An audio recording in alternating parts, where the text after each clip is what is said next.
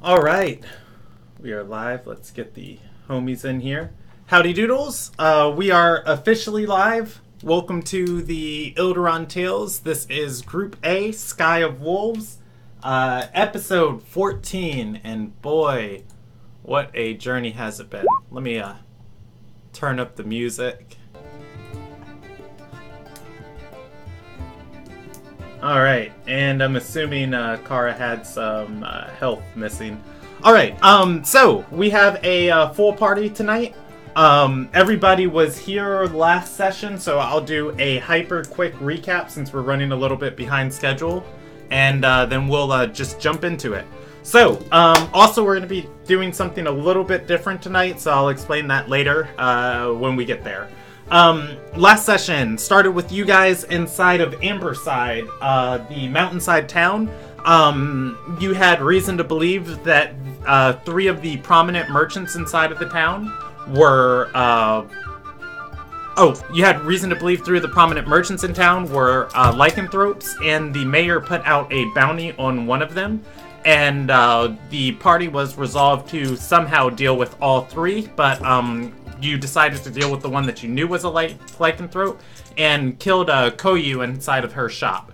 The session opened from there with you guys exploring her shop. You found a potion she had that could wipe somebody's memories of the previous day and store all the memories inside the pearl inside of the drink.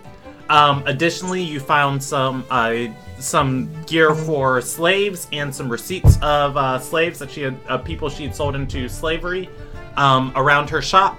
And then your party split. Half of the party went to go find, or go back to the inn. Alward went to go retrieve the blue band who was collecting herbs for you guys. And then Soulmane went down into the caverns to scout. A successful stealth check allowed that he was not seen by a wolf pack guarding the tunnels, but he couldn't make it any further in without alerting them. After trying to dress up as their former master and sneak by, they attacked him. And Soulmane just barely got out with his life.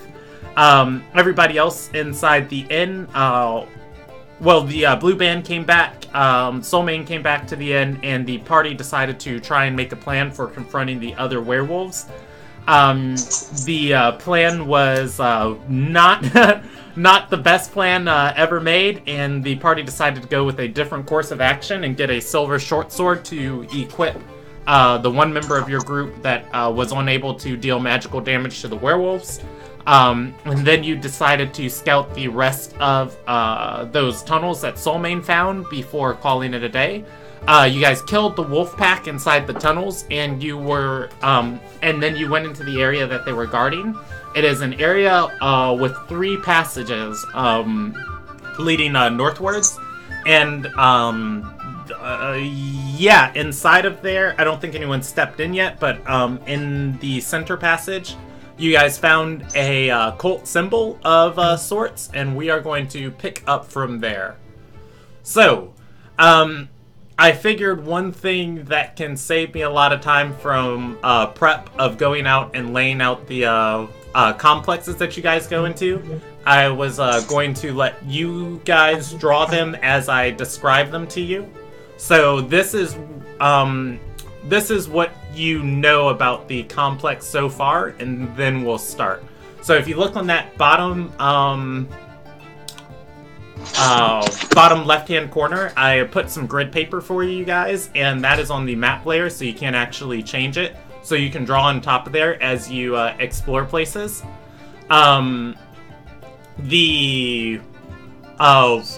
You guys entered from Koyu's shop, dropping down into this chamber. You can assume each square is about 30 feet wide. Is a 30 by 30 square. You dropped into this chamber. This was the passageway that Soulmane ran through. He saw the wolves sitting inside of here. They chased him backwards. From what you guys can see, and I'll draw this one in red and then I'll delete it and give you control of the map. This is a doorway that is closed. This is a doorway that's closed.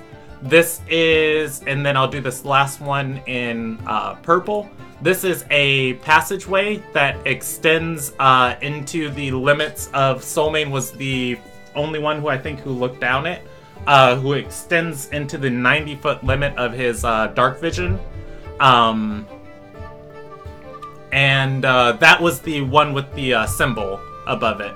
So, we are going to pick up right there. I'm going to clear the map, and I'm going to go to proper music. Alright, so, you are, the party is in the doorway of the chamber that they saw the wolves in. You can see the center passage in front of you. Everybody is there, and I think you also brought Skari with you, and you did not bring Nykirin. Skari was the only one who volunteered to accompany you.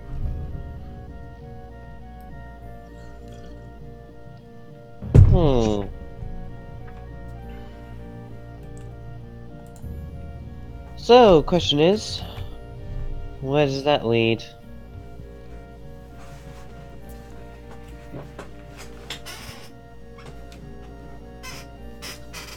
It seems to be the one that... That, which is...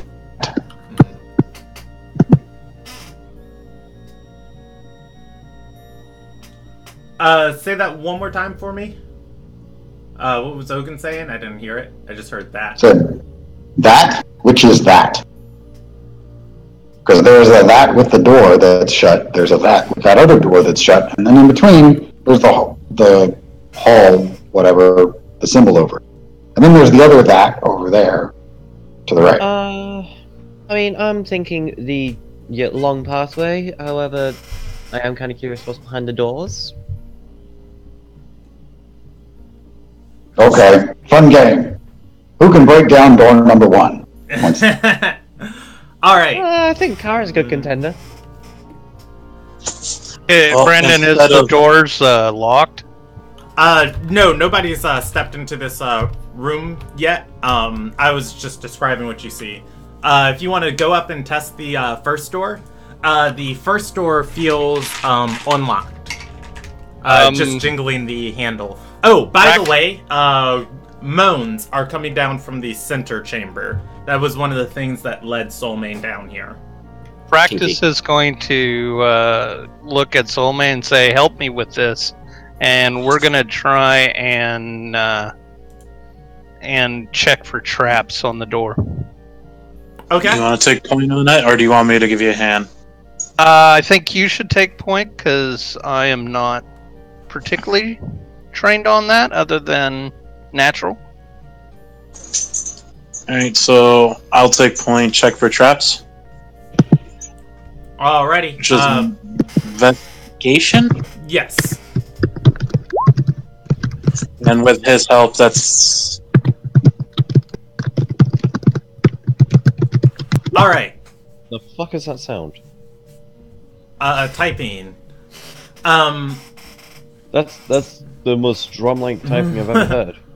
Alright, so on this first door, you inspected heavy over.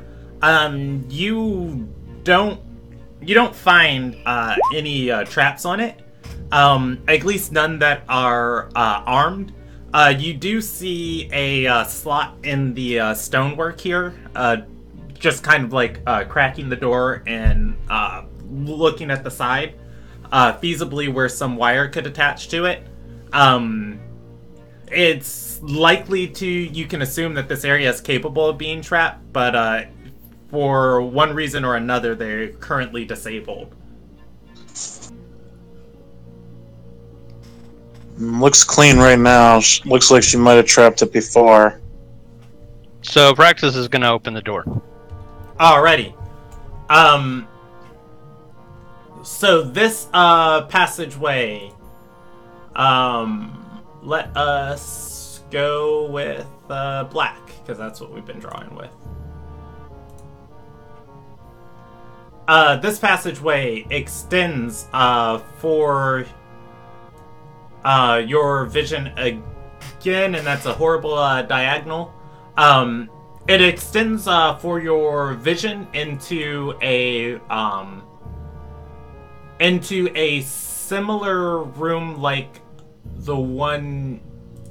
Well, no, not like the one that you came from, because the one you came from is a cavern. Here we go.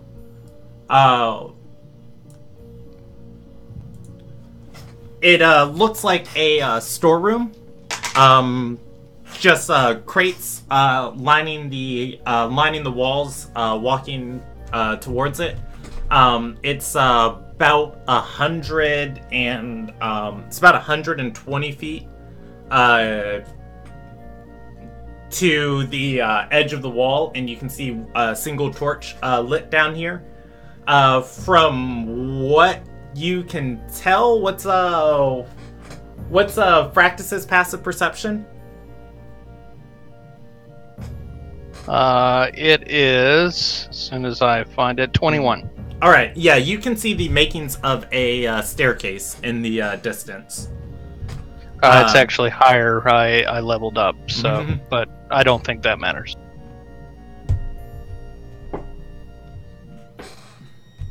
And I'm going to send that to the map layer. So there's a stairway down there? Yes. Alright. Fractus is like, let's go check that other door for traps and see where that one leads. On it.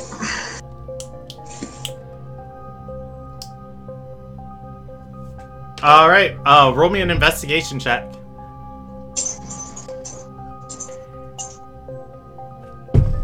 This door is trapped. Seeing the last one, and just like how the wire was like kind of attached to the door, you don't even open the door. You inspect that spot first on here, and you can see presumably either the flooring around this door or the door itself is trapped. Do I see a way that I can disarm it?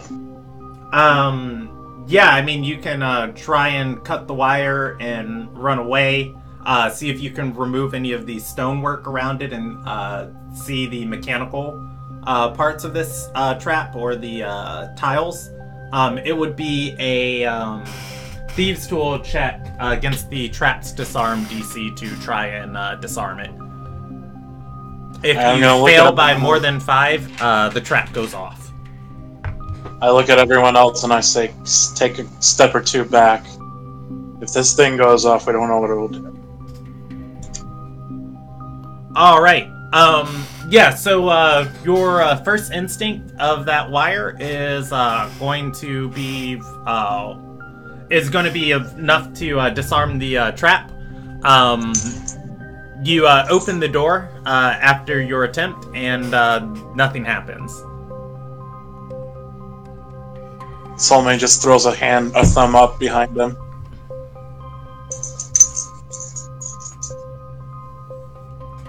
What's in the room? Oh, this one is a huge tunnel. Let's go with another black shape. For as far as Soulmane's vision can see, this one there's only bleed over light from the torches within this center area.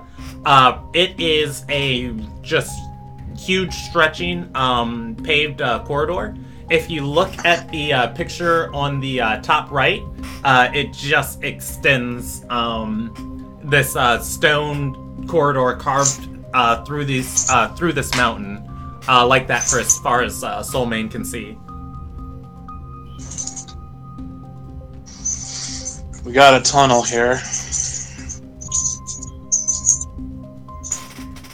Oh, Soulmane is also going to notice this last one.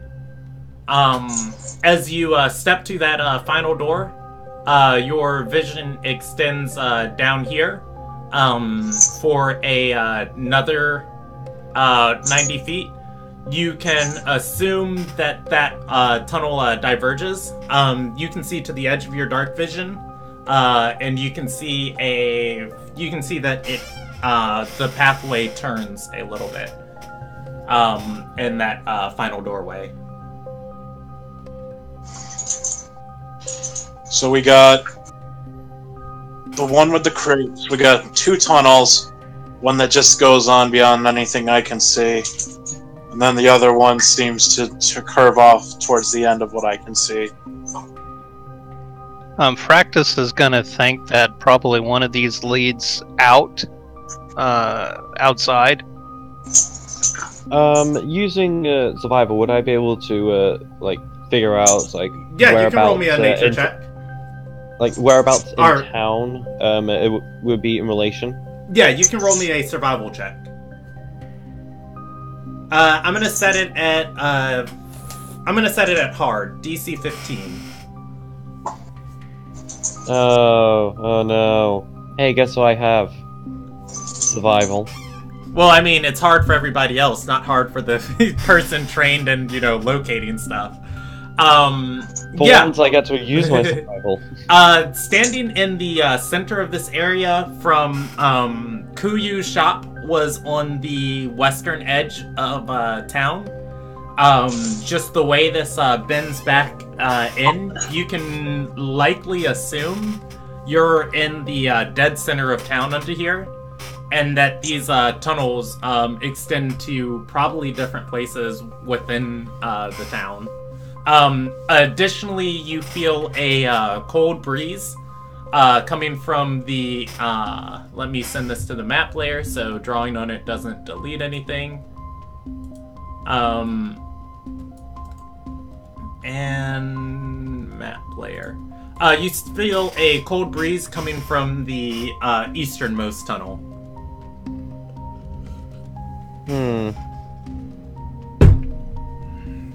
Okay. Well, if I've been as long as I haven't lost my mind, we should be about center of town right now. Hey, what was on the eastern edge of town? It's the tower, right? Are you asking the GM? Or... I'm asking that in character. Okay. Yeah, Skari's going to reply of, well, nothing was east of the town. That's where the mountainside is. That seems like a good... That tunnel leads out there. Or at least leads in that direction. That would seem like a good place to travel and ship out slaves is through the mountain area. Well, it's a good escape route. Skari is going to shiver and say, Nykirin kept saying she heard the hills moaning. To think those were people. Well, how about we go do a bit of light investigating, and Alda and Kara will just pretty much just happily stroll, bounce along down that tunnel. Alrighty, how far down are you going? They're just taking off, but reasonably. Sorry about that. Just walking kind of slowly. Alrighty, roll me a dexterity saving throw. Trying to say that.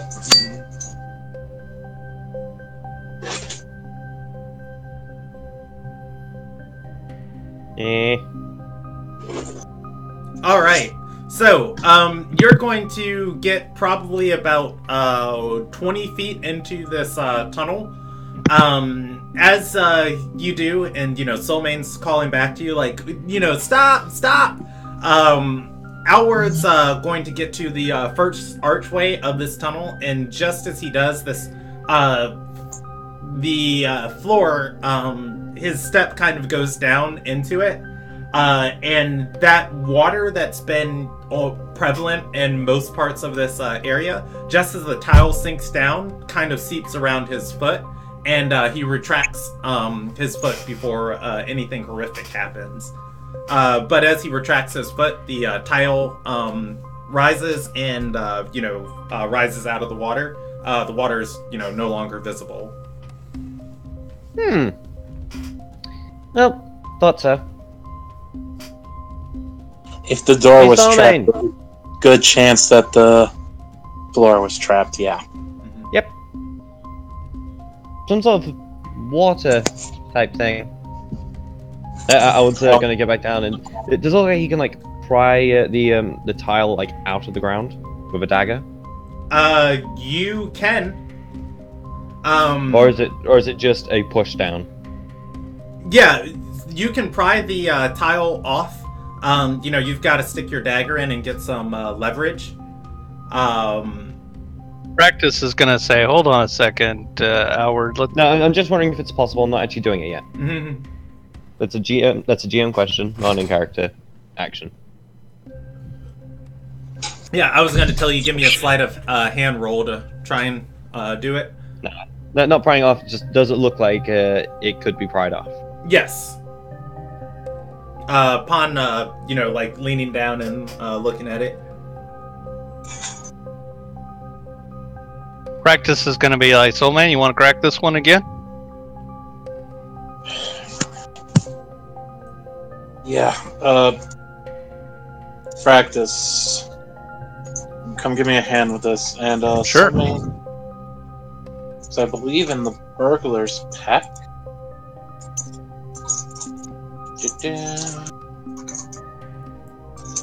Yep. Soulmane will pull out a crowbar.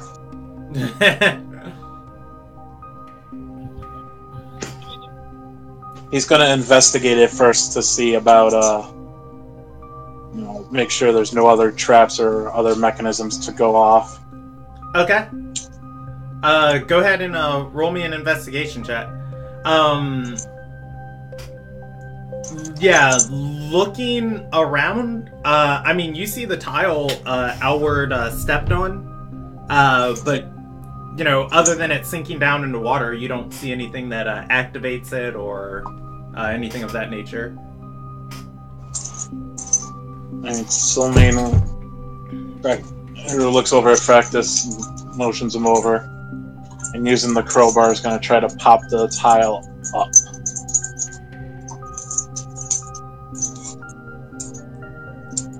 Okay.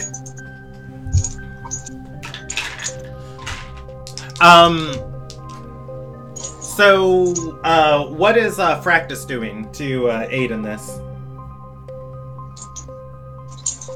I think with his perception, he's gonna try and see where all the best places are. And he is going to try and. So, is the crowbar in the thieves' tools? You said. It's in the burglar's kit. Oh, I don't have that. So, Then yeah, he's just going to say, okay. So give me a perception check for Fractus. Soulmane did not actually find the trap. Fractus notices the trap goes around this whole indented pillar and not just the stone. Sorry, I double clicked. The 15 is going to beat its DC. You can point to an area on the wall that probably actually controls the whole mechanism, and tell Soulmane, right over here. Soulmane can roll the check without advantage on the disable. Or, you know, him and Practice can go at it together and, you know, roll it with advantage. Alright, so I wouldn't be using the crowbar again, I'd be using the thieves' tools. Yeah. Alright. Seeing that, or Fractus pointing that out, he'll put the crowbar back. And you're gonna give me a hand, Fractus? Absolutely. Alright, yes, you disable this one. You notice this one is actually magical in nature. The final rune nearest the floor, having some sort of sigil or glyph connected into the water. When you disable it, you're also going to notice this water extends not just in the square that Alward stepped in, but in several squares in the area. Whew. Man, these skills I found in that room are really paying off. Now, if I was a betting guy, and I'm not, I'd say there's one, if not every arch, at least every 2 or 3. Yeah, she probably planned on, if someone were to find out about this, drowning him in the tunnel.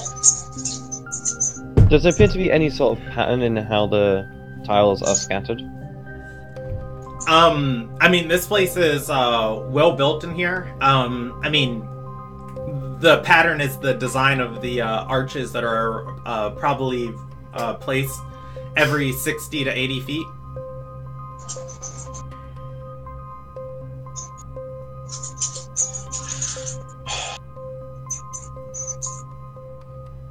So, just by looking, you couldn't really tell, it's like, okay, so here's a specific path through all the traps. I mean, you can assume that they are there and, just attempt to avoid those squares. The traps have a, just, how they work this edition, they have an active DC you have to beat to find them. But, where you guys saw this one, you can just assume there's probably more, there might not be. Traps are also super expensive. Yeah, but she's a trader. Yeah, So she's many. a rich trader. One of them was a rich trader.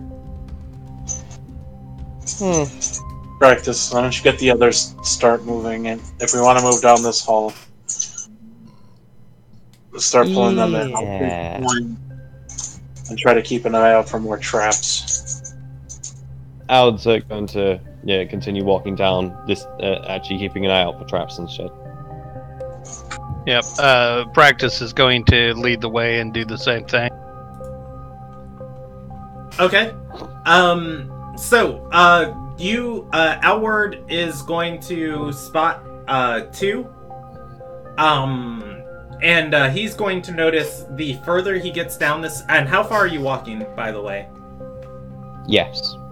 Every time I see a trap, like a tile trap, I'm just gonna scratch a little cross on it with a short sword and keep walking. Okay. Give me a acrobatics check to avoid them.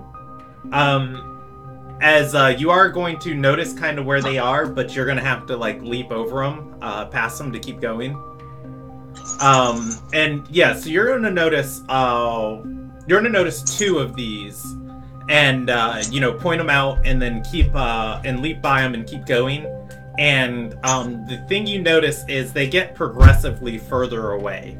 The first one was about 60 feet into the chamber. You hit the next one at about 80 feet, and then walking maybe, you probably just think, okay, you know what, there's no more of them I got. Oh, look, there's one about 120 feet out. Alright. Seeing, everyone that Howard marks, Weekend Soulmane work. is going to try to disarm it. Okay. So, last time, when you disarmed the trap, let's see, I think you did so well, you get a feel for it.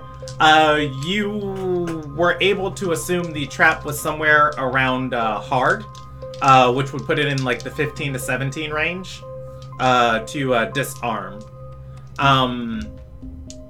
If you, I'll just say that. You can either roll me a separate check for each one, or you can leisurely just try and go at it, disarming one of these things. It's your choice. Can I help him with advantage? Yeah, you can provide the aid action. I'm gonna do so. Okay. Not as good as the locals, but it's hopefully still pretty decent. Yeah, are you rolling on each trap individually? I will be, but we're gonna do it one at a time. Okay. Yeah, so that 20 is going to disarm the first one. There's one more that you know about. Roll me one more check. And I'll make sure to call it to Alward not to go too far ahead. Alward probably walks 200 feet beyond the last one he found without finding another. After going at that far, he'll just he'll stop, turn around, and he'll whistle for Kara. All right. So, I'm going to separate the map for where Alward is, and with you guys finally, let's see, 30, 60, bearing in mind, Alward can only 90, walk 25 feet around. 120, 150, 180, 210. Alrighty. So, I thought you're calculating this in 30s. Alward can only walk 25. Oh, no. That's what I'm using these squares on the grid for.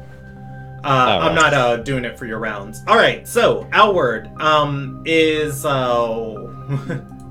Alward is on the bottom part, on the far edge of it. Yep.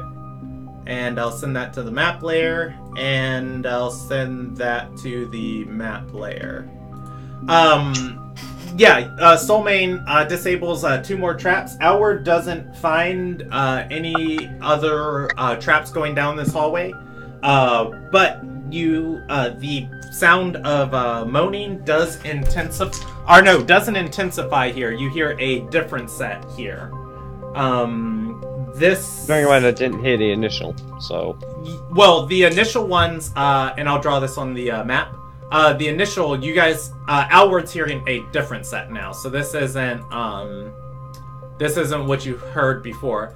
The doorway with the cult symbol, you guys heard moaning coming from that.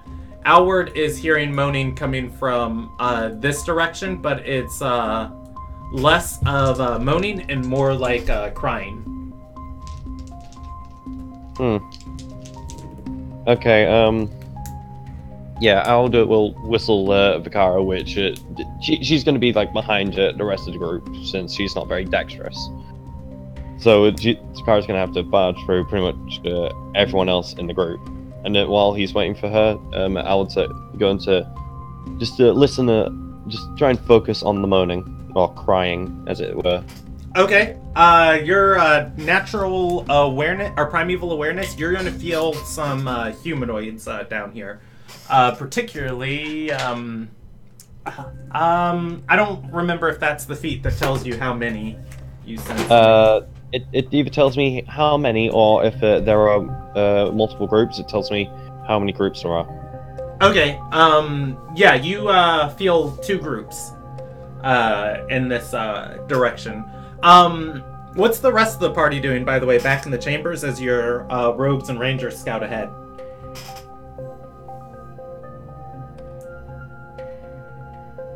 Oh wait, no, I learned about how many people are in each group as well.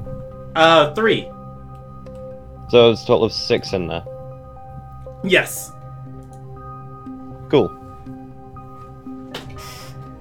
Odin's mostly waiting for the rogues and rangers to detrap the area, but has moved into the central chamber and sniffed around a little bit. Since he's still in war form, he has keen smell. Okay. And by central, did you mean the northern passage with the mark above the door, or? Sniffed around the bit just past the green X. Okay. All right. Yeah, you're going to smell the smell of the wolves. You're also going to smell the scent of Dokana. What's that? And she is the Doka Daikana. She is the lady who was running the bunkhouse that was talking to people. Oh, okay. That you sniffed when you were sneaking up on them. Okay, so that was one of the 2 or one of the extra, or one of the others that we know is already a werewolf, right? Yes. Specifically, her smell is the strongest in that direction as you're sniffing around. Okay.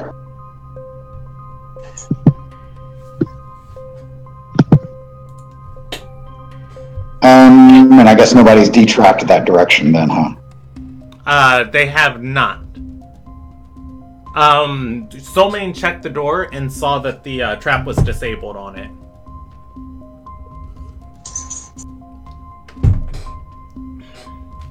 Alright, what the hell, I'll go looking.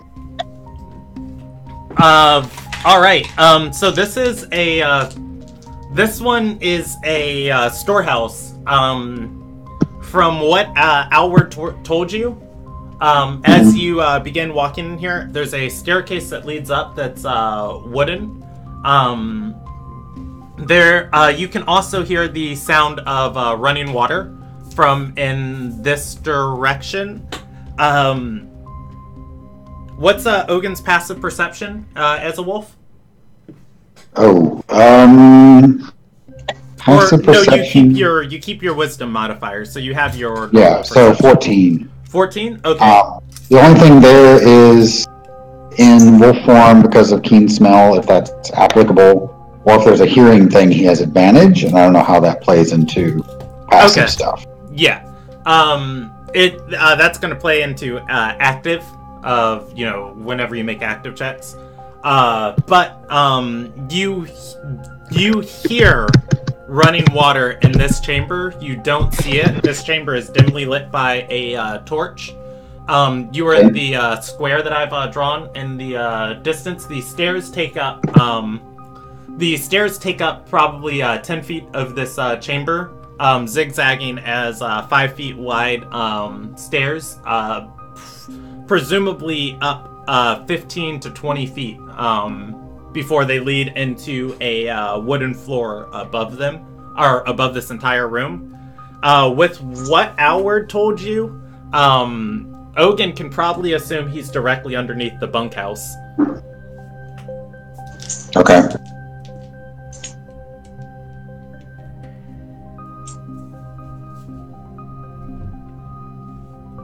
I guess go up the stairs if that's where it sounds like the crying or whatever's. No. I was describing this chamber right here. Oh, that one. Okay, yes. Sorry. Nobody has gone through the chamber with the mark above the door yet. Okay. So if that one goes into the bunkhouse, and she's the one that smells like it's most common there, that makes sense. Follow behind Alward in the long chamber to the east. Okay. Unless there's some other interesting smells coming from some other direction.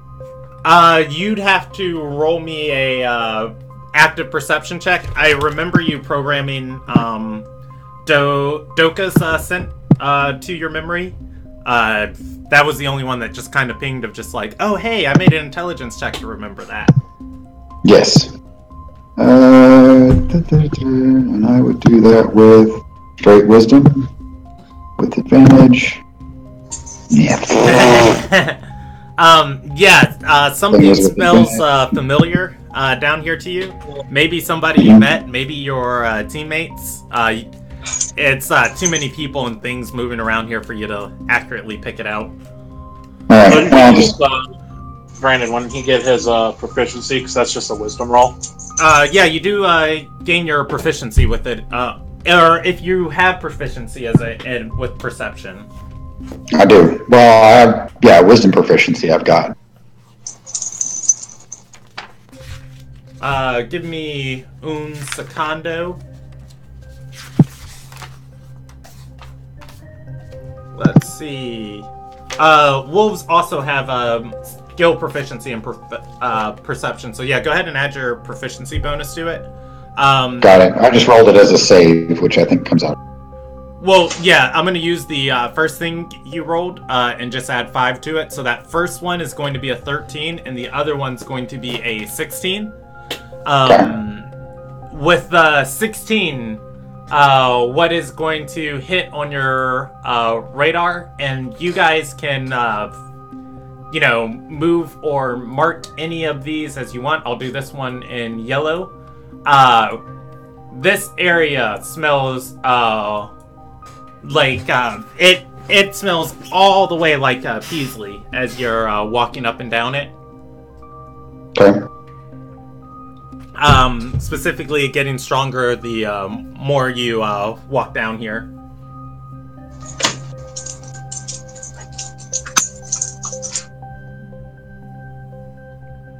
Okay. Yeah, I guess just follow along. And one thing to double check, did I get a short rest between the last fight and coming down here and fighting the wolves?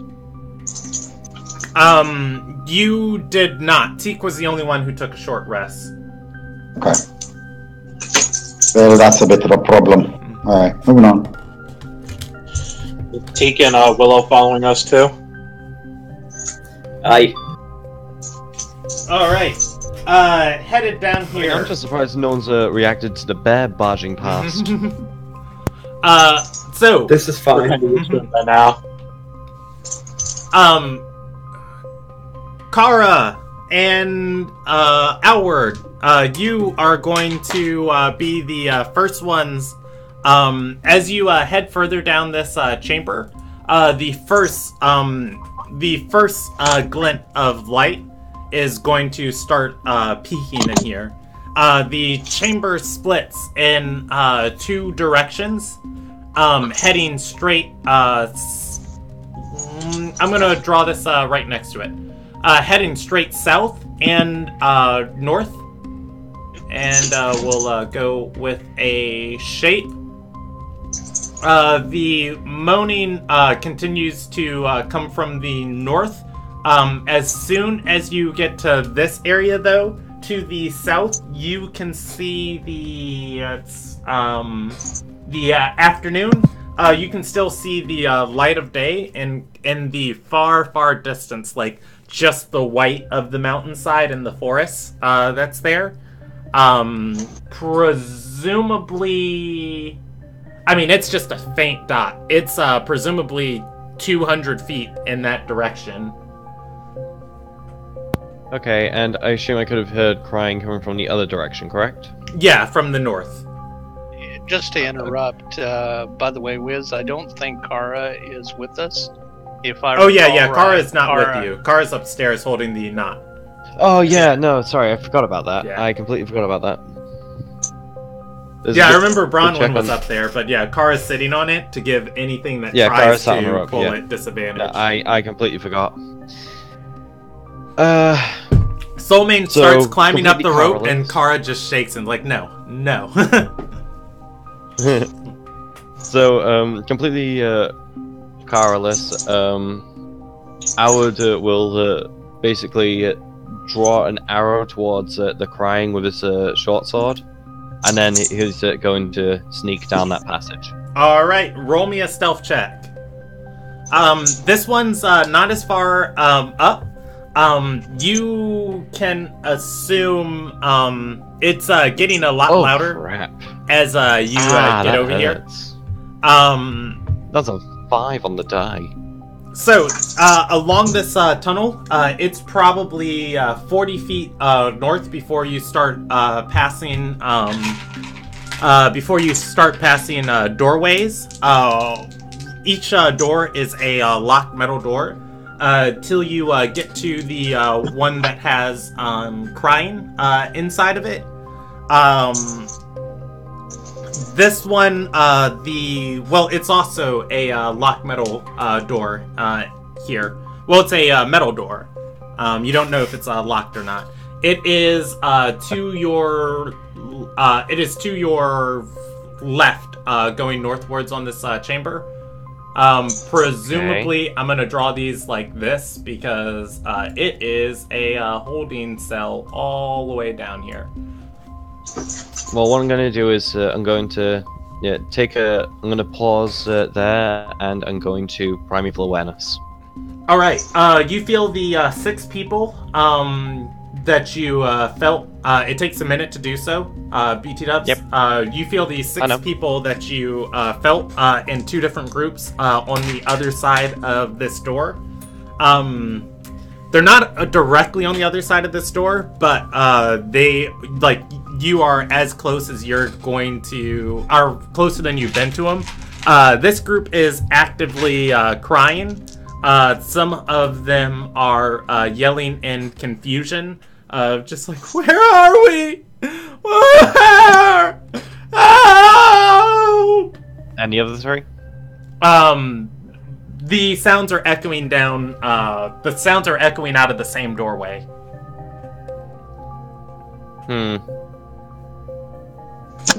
Okay.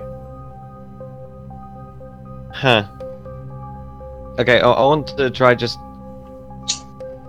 to quietly push, like, take extra care to just very quietly push it open. Alrighty. But like, just like push open a crack. Yeah, so that like it could get like a little peek inside. Okay. Not enough to actually be visibly open, but you know what I mean. Yes. So, you open this door. Go ahead and roll me another dexterity save. They don't want people getting out of here. Alright, you are going to pass that save, but you do take half damage from this one. Oh, no, I'm sorry, this is a Constitution save. I'm going to keep that same roll, but add your Constitution modifier to it. Ah, crap, that's a 9, so that's 11. Alright, you are going to take 4d10 of poison damage, as this... that's not bad. As this cloud just kind of shoots up around you, and you start coughing. You feel hazy for a second. You know, you kind of, it makes you like want to faint, but otherwise you can step into the room. You feel like if you move the door anymore, it's probably going to spray again.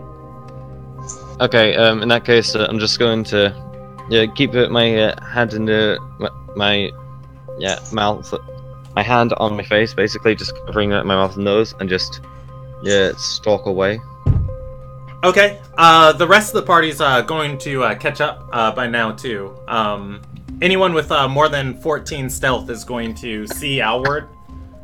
Anybody with probably 15 or higher passive perception, just in the dim light that's coming from the northern part of this tunnel, is going to see that hazy cloud of dissipating gas. And a slightly coughing halfling.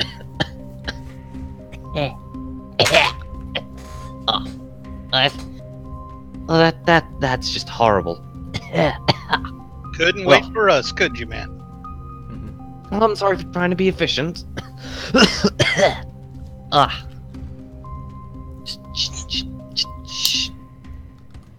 Gas door. So, man, let's take care of this. Also, be quiet. There's scared people in there. Is the door still, is the gas still there, Brandon? Yeah, the door's heavy enough that it swings itself shut. Soul may want to open it. Well, he's been warned about poison gas, so he's going to investigate No, it. just open it. You're fine. Soulmane can conclude this is another one of those traps with the hinges of the door having a wire on it. You know, just high tension wire. When the door moves, you know, it's pulling and activating something. Damn, at least they're thorough. Practice. Yes, Hey, sir. Max, sorry about that. Just give me a hand, and everyone else take a step back. If this thing goes, it might fill up the room. Okay, Rectus is going to help. All right. Cutting the tension of the wire again seems to do the trick on the door. It's unable to activate when the door swings open. You have successfully disabled it. Silmain carefully and gingerly opens the door. You can see a row of 4 cells, 2 on each side. Only the first 2 are occupied. There is a corpse in the last one on your on the left side of the room. It smells pretty awful in here. Other than the torchlight right at the door, this place is not lit by anything. There are 3 people in each cell. Does Fractus step in here? Yeah. Okay, so Fractus is going to notice, along the people in the, right, along the people in the left cell, there is, black grime, around the, corners of their mouth. Everybody, as you guys step in here, is, screaming, like, let us out, please! We're sorry! Black grime around the mouth? Yes. Like, would I know what kind of, what would I roll to figure that what that is? I mean, in character, Fractus would have an idea, so I'd say insight, probably DC 9. These people have been drugged. Whatever that liquid was that Koyu had upstairs, it looks like vaguely similar to that, like that black viscous potion.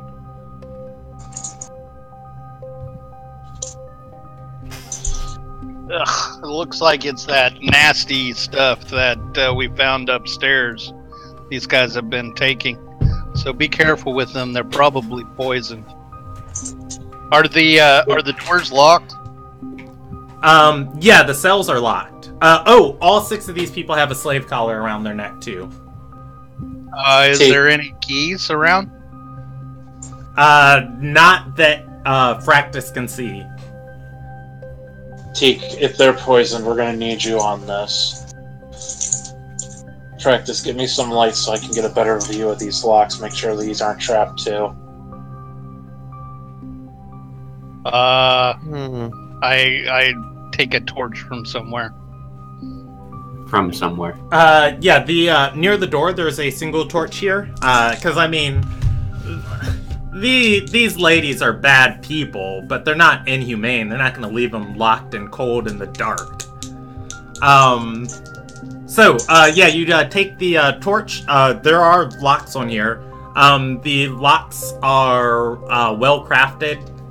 You can try and pick them if you want, or you can just have somebody try and break them. Let's try with the mess with it.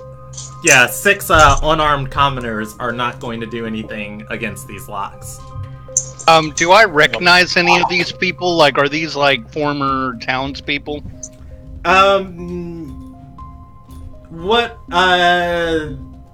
I'll say, because you guys did pass through this town together, you do remember, maybe like if one or two of these faces was cleaned up, grime scrubbed away, they were well clothed.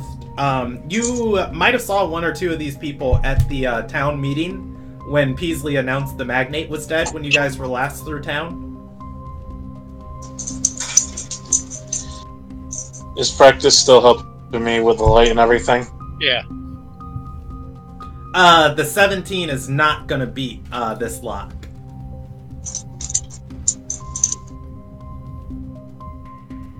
Let's go to the next lock. One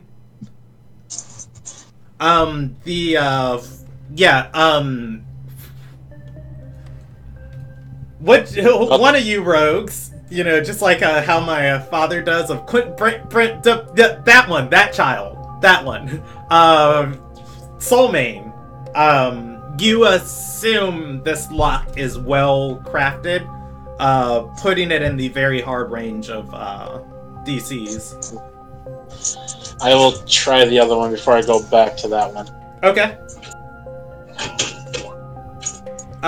25 opens the second one. These people are going to...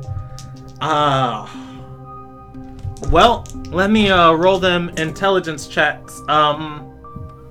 They, as you open the door, they're going to be cowering in the corner and like gesturing for them to come out. They're gonna shake their head and say, "No, we know better. Everyone who runs dies." I'm gonna look at Teak and say, Teak, can you handle this? Yeah, I'll go back to the Teak other nods one. and says, "Citizens, come with me. You have been freed." All right. They are going to timidly step out of this cage. 26 on my persuasion. Yeah, I mean, they're gonna timidly step out of this cage. You know, Teak has a holy symbol of Umio on. It's probably the most trustworthy person they've seen, despite the mask. You know, seeing the door swung open, a couple of them look hesitant. Come on, I swear I don't bite. One is going to... As he's examining one of his the short sword he's been using to carve it into the tiles. One is going to just like kind of rub at their face and say, "I can't remember anything."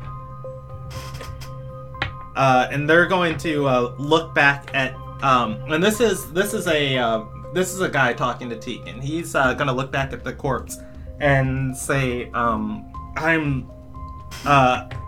don't know how, but I'm sure I didn't kill that man back there." Looking at the corpse in the back of the wall.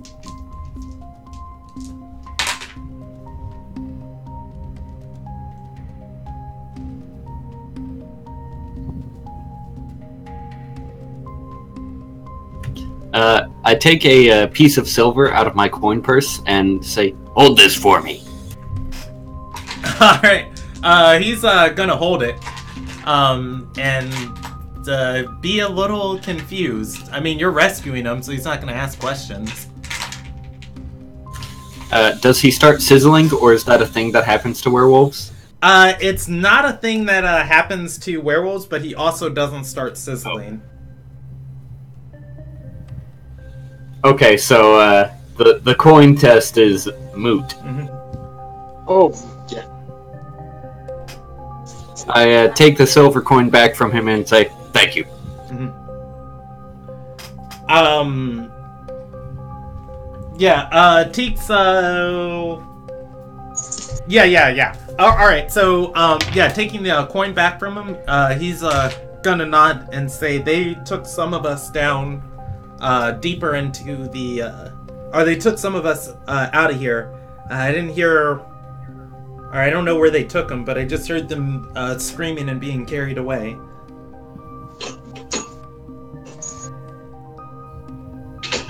I'm guessing that's the other way with the symbol on top of the doorway, Teak.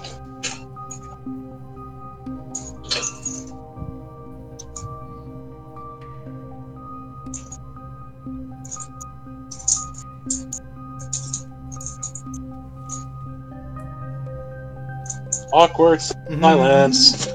Yeah, I'm just so it's like, should I say something? Oh, okay. He mentioned that there was a corpse in the room, right? Yeah, there's a corpse in the back of the room. I want to analyze how it became such. Go ahead and do so. I'm sorry. It's a medicine check. I think it's heal this edition to inspect bodies. No, it's definitely medicine. Okay, yeah. I just didn't know what the skill was called. I always forget about that one. I mean, I just like using survival for it. Alright. So, inspecting this body, it has been stabbed to death. And it's been stabbed to death for quite some time. no,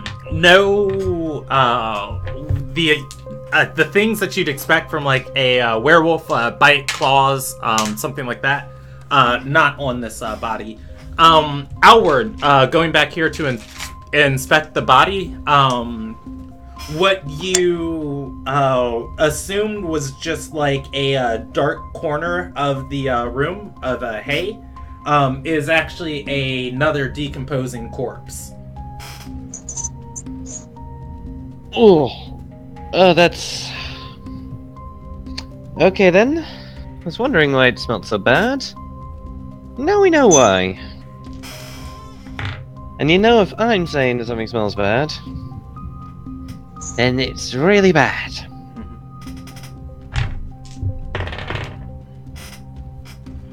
Practice. I'm gonna need your help to try to get this other one. Oh, okay. You know, if you go here, I think you get a better tension on that.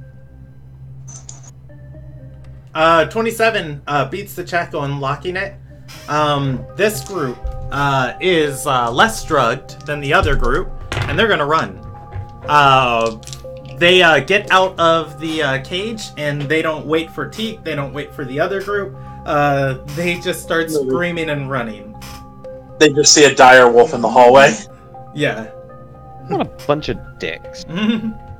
I mean, they've been kidnapped and imprisoned.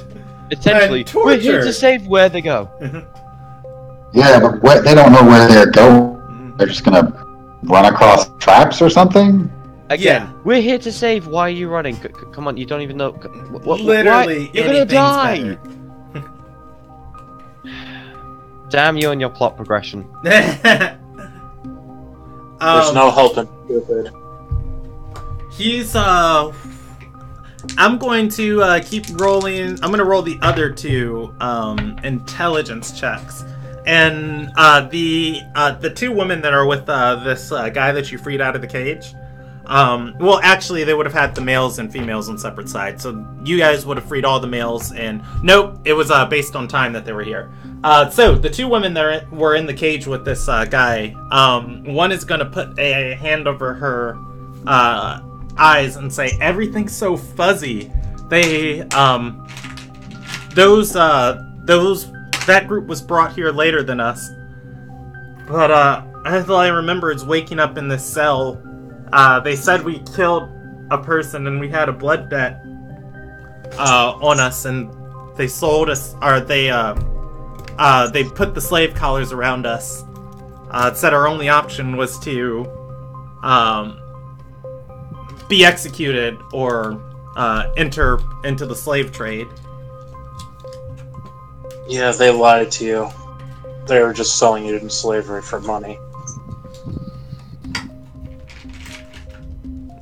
Now turn around for a second so I can take a look at that slave collar, see if I can get it off you.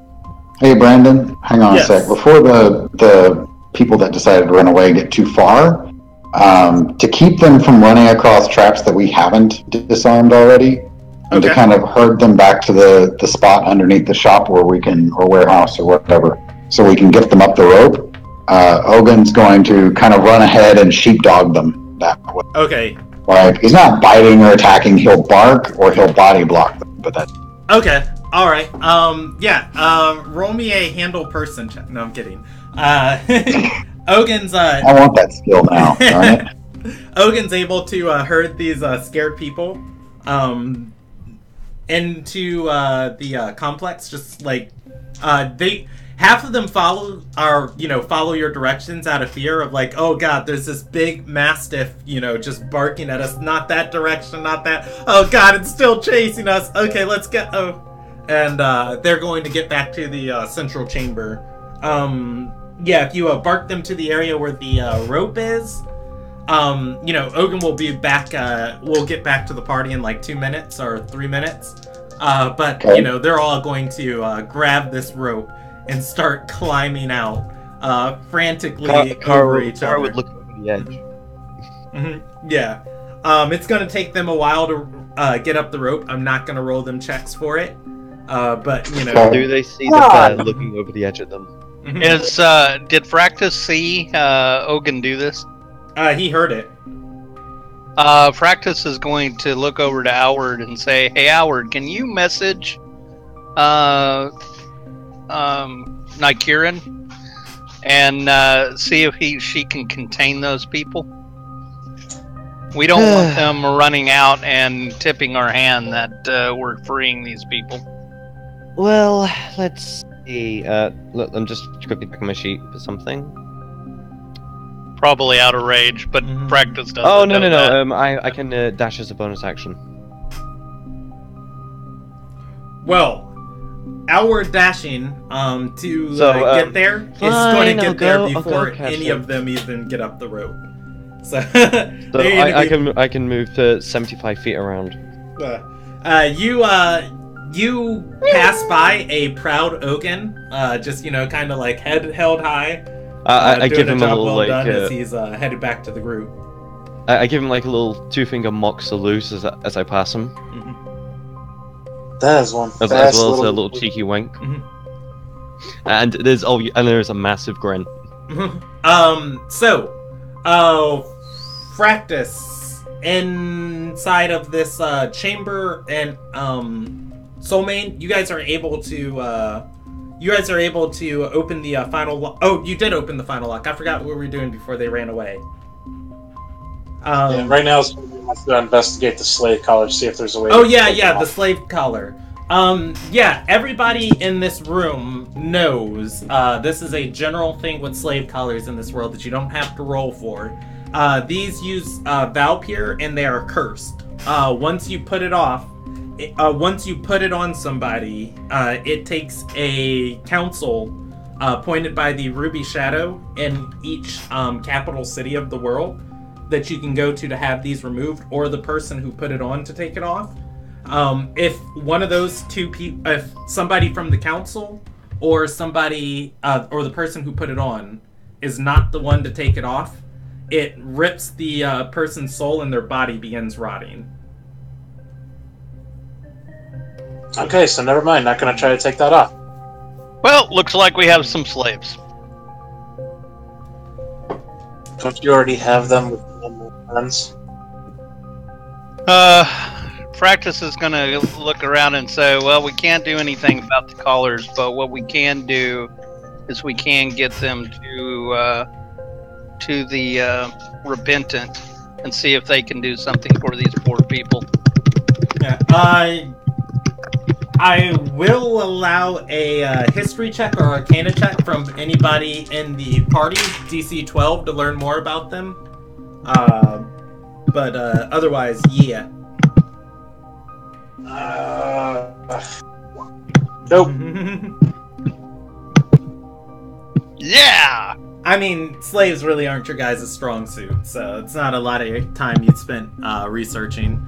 Ogun, getting back to the room, and, everybody inspecting these collars is going to know bark, bark, bark, bark, bark, bark, bark, bark, bark, bark, bark, bark. No, I'm kidding. Ogun knows a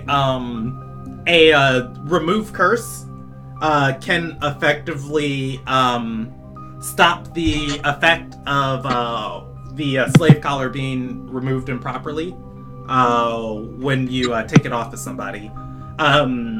However, casting remove curse on every single person, who has a collar is very taxing. Take a while. Would a dispel magic do something similar? No. This is this is not a magical. Well, let me real quick look at it, because it's not any magical effect cast that you would be rolling against. It's just a active thing on them. You know what? No. I'm gonna say dispel magic would not work, because it's like the curse items off the DMG. Okay. It's just, once this thing touches you and it's clasped around, you are cursed until blank is removed. Okay. And I'm going to double check the curse items in the DMG if you guys want to keep talking, just to make sure I'm remembering that properly. Well, he'll keep his counsel for now, just because the whole removing curses thing is going to take a while. Plus, you can't speak right now anyway. Right. Yeah. And this is my last wild shape until I get a rest. Okay. Also, you're going to know Greater Restoration cleanses it too.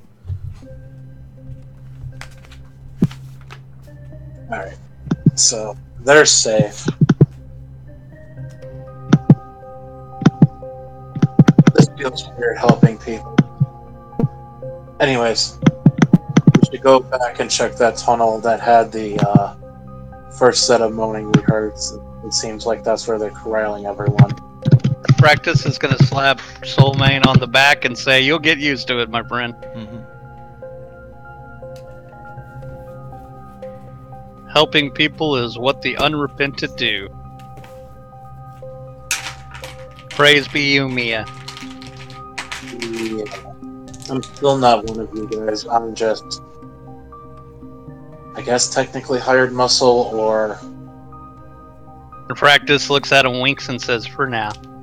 Outwards, passive perception is 14.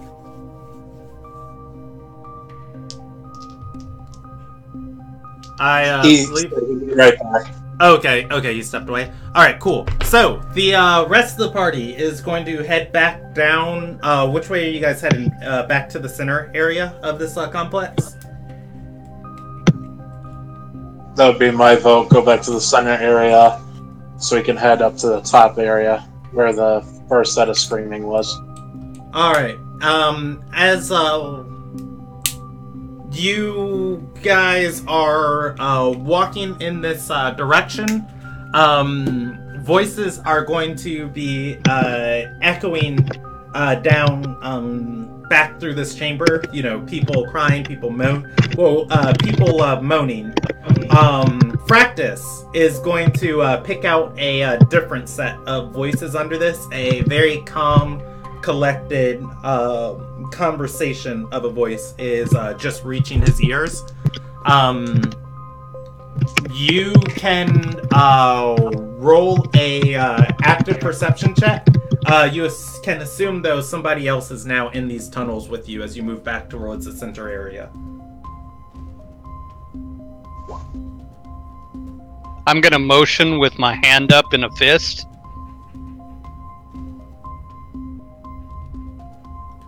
Alright, so let's see. I'm gonna roll them a check because this is part of their layers, so they don't have to, they wouldn't be stealthy at all talking down here. So, as you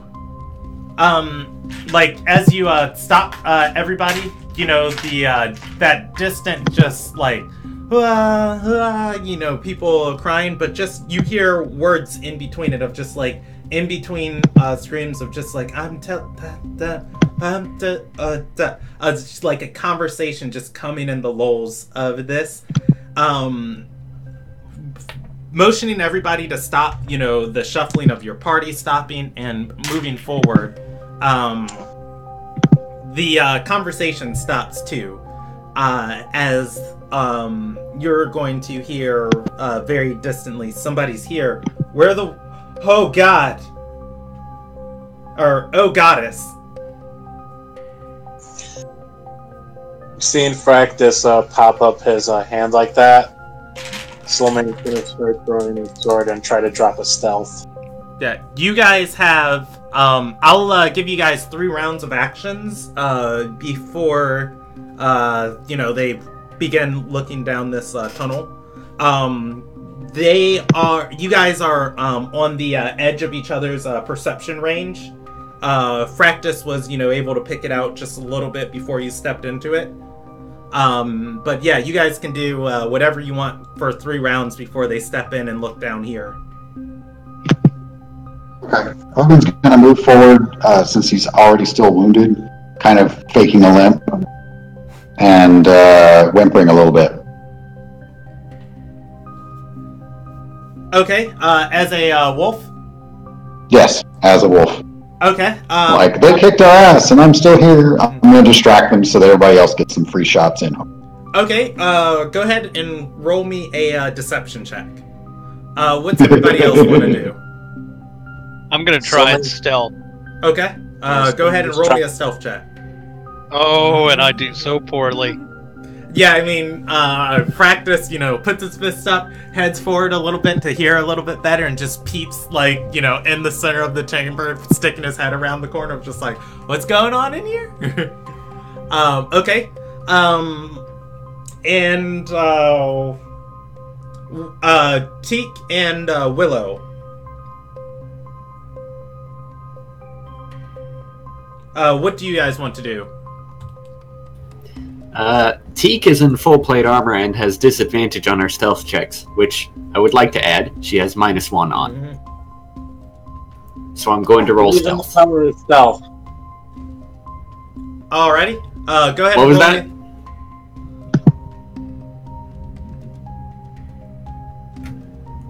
And yet you'll still probably beat me. Yeah, go ahead and roll me a stealth check with disadvantage. 12. That's not bad for Teak. That is not bad. That's really good for Teak. Alright. And does Willow want to do anything?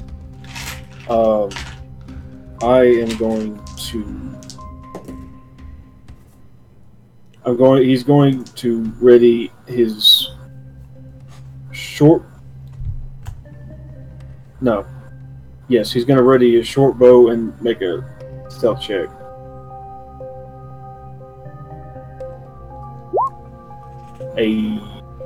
Woo! Okay. Alright, so I've got her check. I've got her thing up. That's Peasley, and let me pull this one up on the other screen. There we go. We'll put her over here too. Alright. So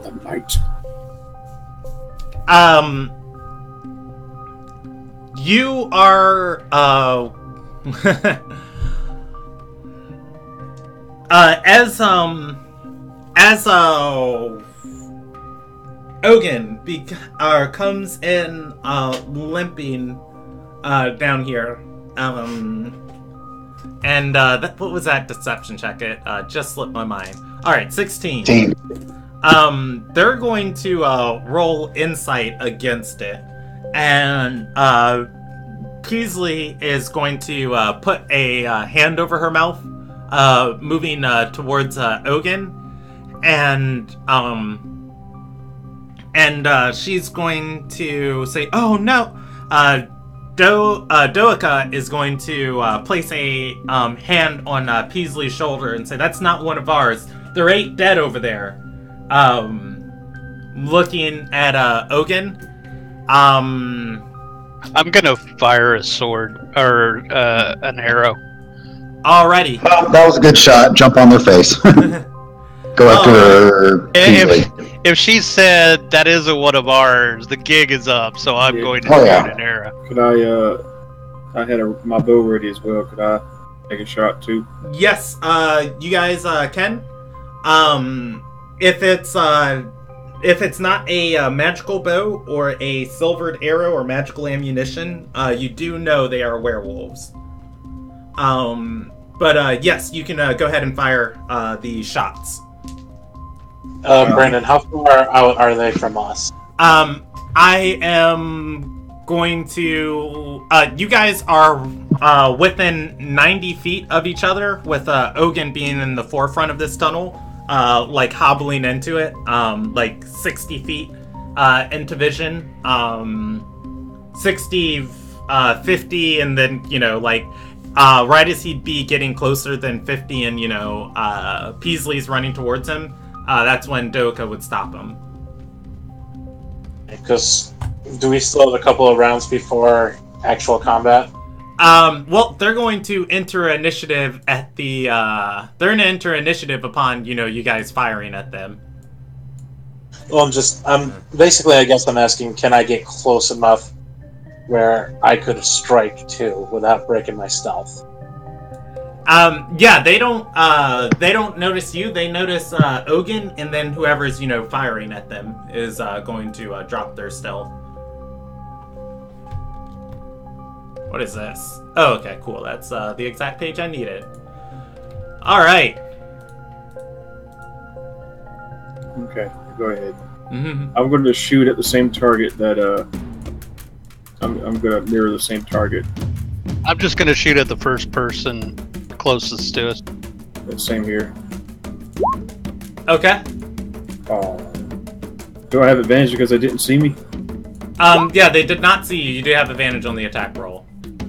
The crit, baby, yeah.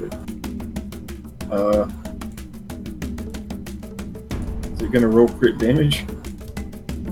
I click this. Should. Alright, let's see. It rolled once. Yeah, that +1 is the extra d6 of damage. Is that a magical short bow? No, it only rolls 1d6 plus 5, which is normal damage. Yeah, It's and plus then the plus one like that. yeah, then that +1 is the 9 plus 5 and then +1. Yeah. So it's like 3 damage. All right. So we have Peasley, Doika, Koyu is dead. Ogun is, for the first time, not a massive creature. Ogun is going to be 50 feet out from them. Let's see. You guys are going to be 90 feet. Kara is upstairs. Fractus is in front of the party. And then this chamber. This is a, let's see.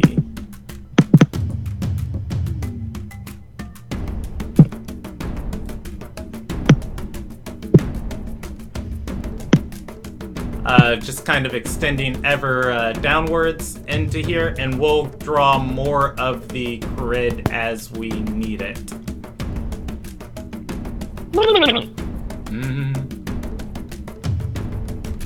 That's great. Because it doesn't love random sound effects.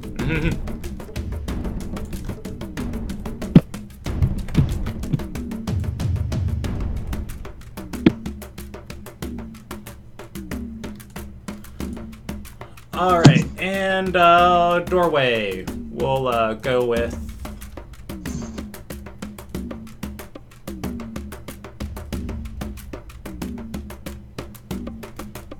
leads into the tunnel that you're in. Everybody would be able to hide in the shadows of this chamber.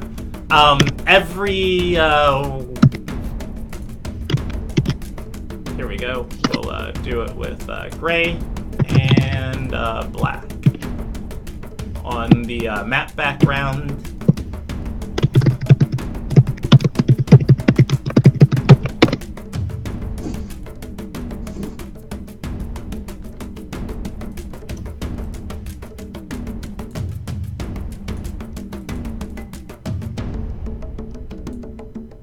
Alright, and then this one was 80 feet out.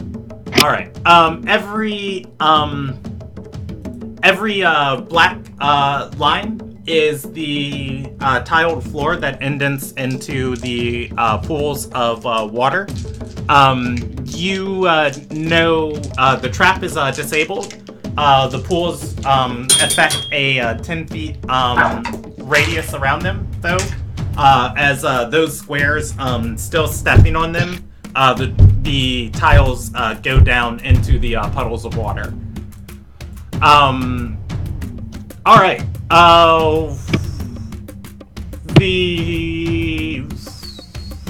Initiative. Yeah, let's do that.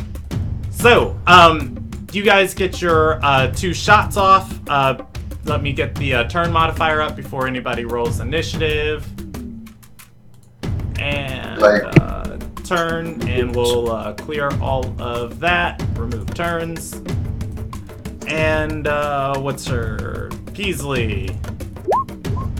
And Doika. Hey. Yeah, this is going to be fun. Alright, everybody go ahead and roll initiative. Look at Teak go with these dexterity checks, man. I rolled one earlier, and you removed it. I got a 9. Yeah, we're I'll just still roll better initiative. we're just gonna use what everybody's rolled right here, so I don't have to go back and re-add all of those. Alright, is that everybody? No, you don't have Ogun.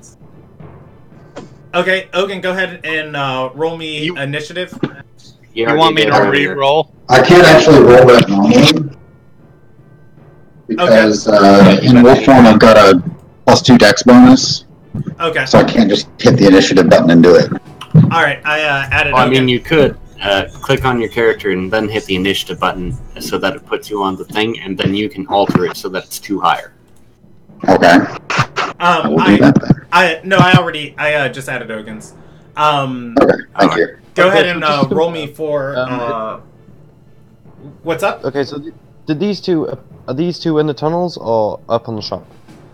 They are not in the shop. We're gonna go back to the other map real quick.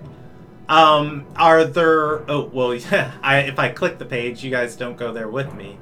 Let's move this right here, and we'll drag you guys there. All right. Is there any information that I told you guys that you want to save off of this map? Otherwise, I'm just going to delete this stuff right here. I'm just confused as to where they've come from. Well, that's what I'm about to show you guys. Green X is the chamber this is happening in. I actually wanted to handle Alward separately. The party is coming from the purple area. Alward, on his way back from helping up the slaves, would actually be coming in from the alternative passage on the south end of this room. I probably should have did that as a different color. And let's do that with yellow. Because they came back while you were helping the slaves. They were having a conversation. And the party was returning, and they noticed all the dead bodies of the wolves when they stepped into this room. The green circle is where the fight is happening at. The purple square is where the party is at, and then I'm going to draw an offset for Alward. Alward would be coming from... And Ogun. Ogun already ran back to the party. He herded them and then left. And we'll move this all over a little bit. I'm definitely not currently split between the two different games currently. No, definitely not. Reported for toxic behavior.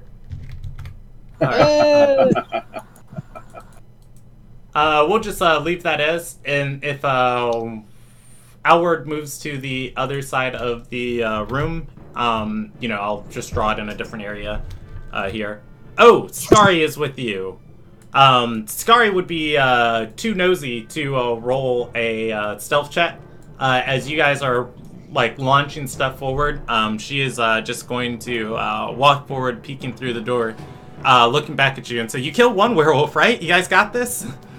And I'm going to roll her initiative. I mean, I do have a magical weapon, so... Mm-hmm. Alright, and descending. Alright, so Willow has 1 initiative. Willow also took a readied attack. Was that a short bow magical, or was the ammunition magical? No, it was just regular short bow stuff. I'm okay. too forward magic stuff. The arrows shoot and find their mark on Peasley. As she raises her arms reflexively, that anyone would do when an arrow hits them. It cuts into her clothes. but bounces off of her skin, falling to the ground. And then who else had a ready to attack?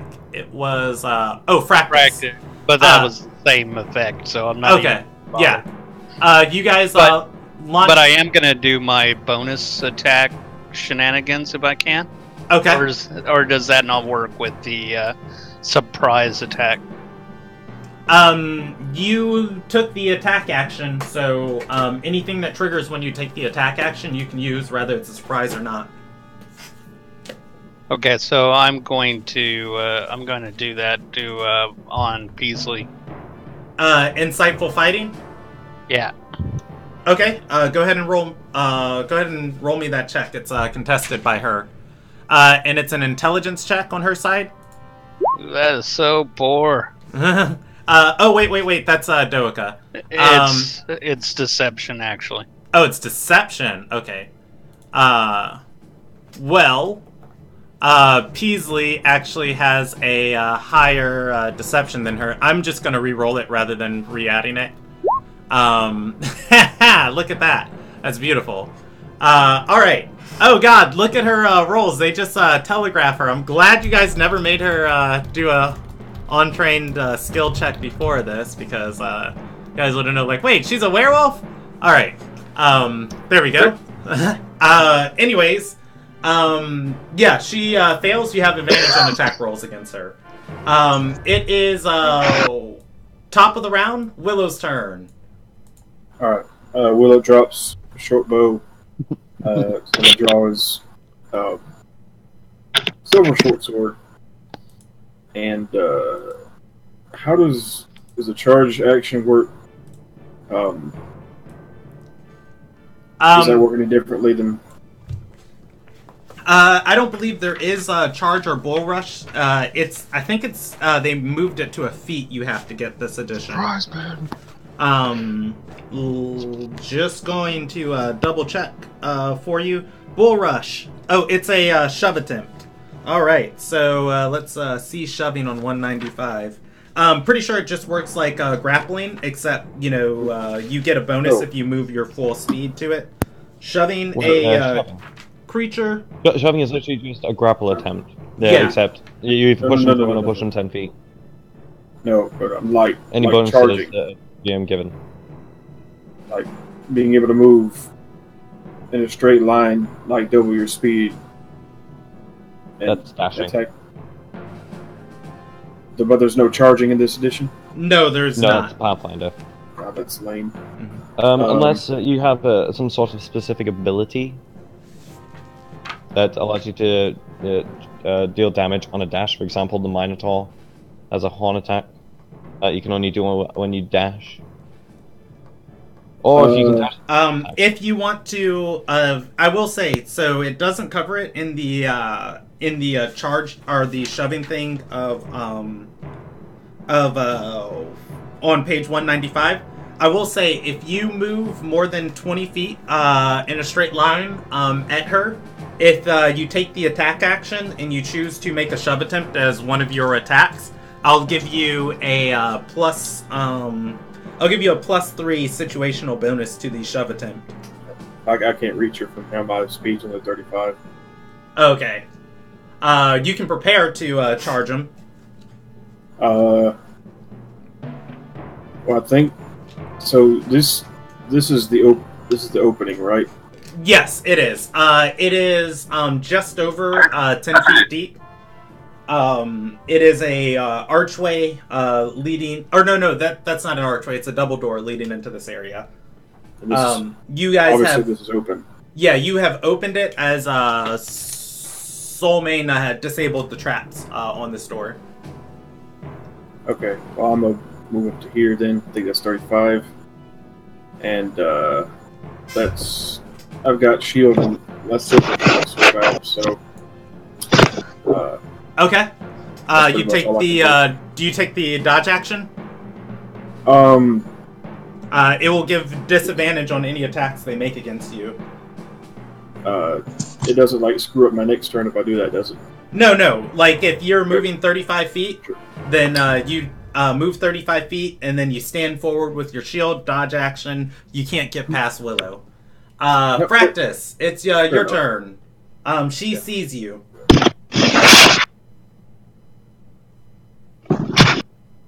If she sees me, I am going to move. What do I really want to do?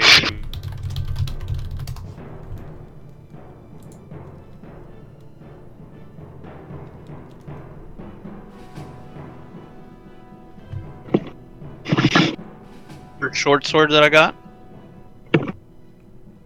Okay, yeah, you can move forward and attack her. And how far away is she? There is a ruler tool, for Fractus. She is 70 feet. 75 and 80 feet, respectively.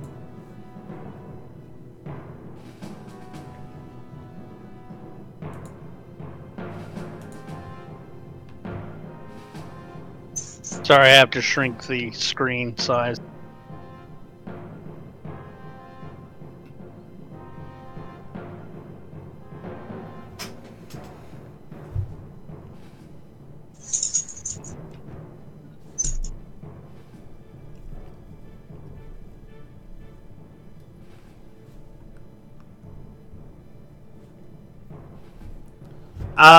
What's Fractus want to do? I'm gonna put a turn timer on everybody for 30 seconds, just because, you know, like, that's how quick combat would be happening, and also I don't want to hold you guys super late tonight with combat. No, I'm gonna move, so I'm gonna move closer next to Willow, I think. Okay.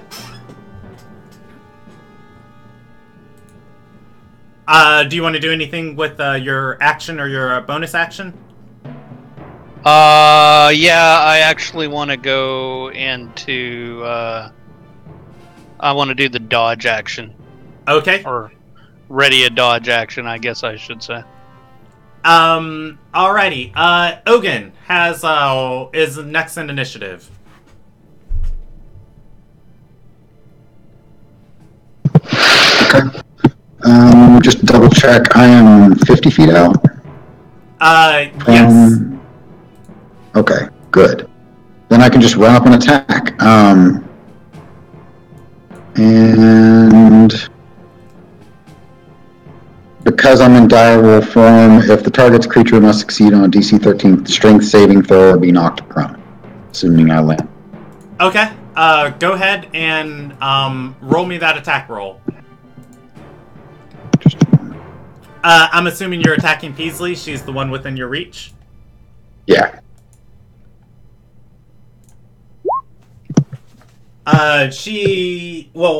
First we gotta see if you hit. Go ahead and roll me to see if you hit.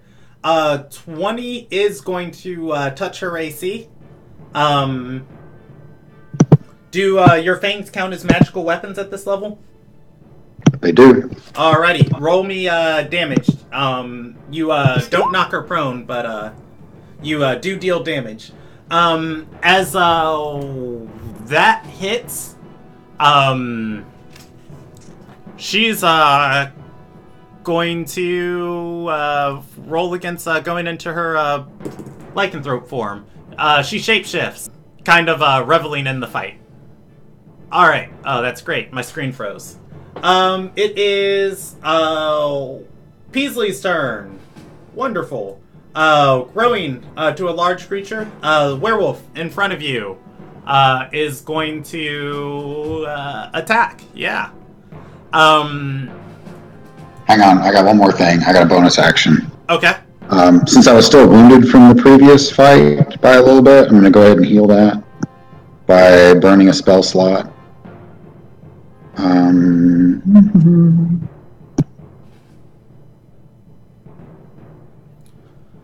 I'll do a level 2.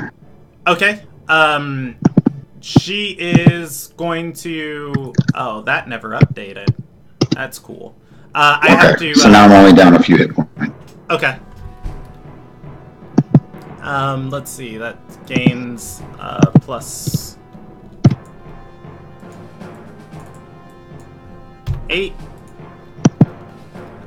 And that deals plus 4. And that goes up to 8 plus 13. That's going to be...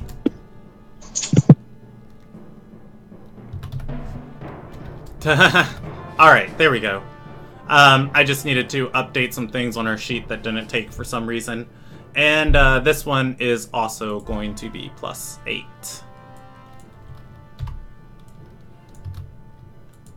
Alright, she takes the bite action, and then she takes the... that's a spear attack on the second one, but that's going to miss. Actually, no, that one it's not rolling with her updated thing. That's going to be plus 4 additionally onto that at a 13 versus your AC on the spear attack. 13 misses. Okay. The bite is going to hit. Same thing as before, you have lycanthropy inside you. When you become a humanoid again, you have to save against it. Yeah, so she steps north, attacks you twice, and looks at everybody else in the tunnel and growls. It is Alward's turn. Alward sees wolf corpses all around him, and women are Peasley and Doika fighting your party in the center of the chamber. Okay. Just quickly check the spell. Okay. Soulmane on deck. Damn it. Why has it got to be bonus action?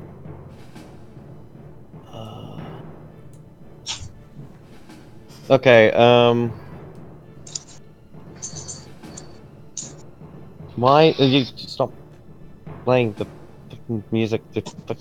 Hi. I'm not having any issues. I'm just gonna cast a Hunter's Mark on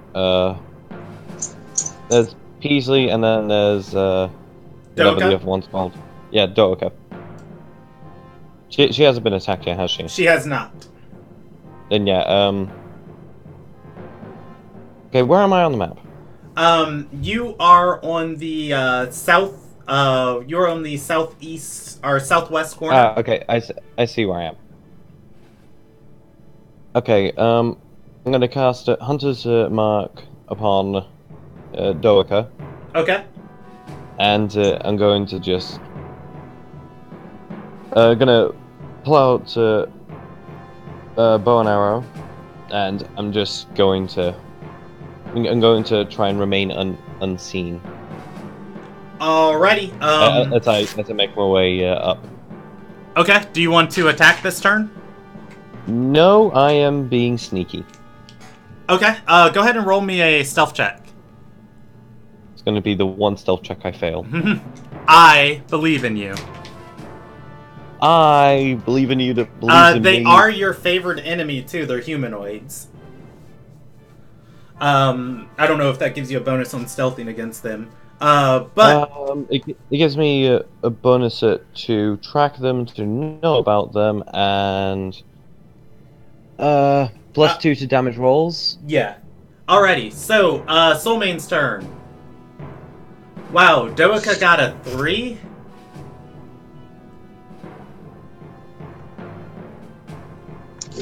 Wrong thing. Somebody's gonna get up and then charge Peasley. Okay. Since they never knew him until he came up.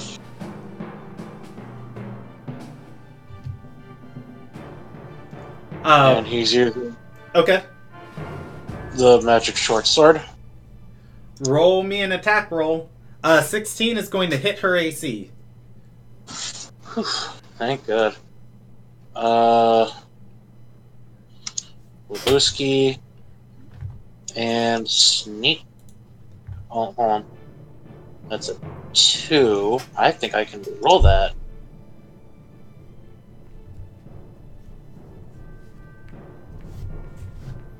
Why is my description not...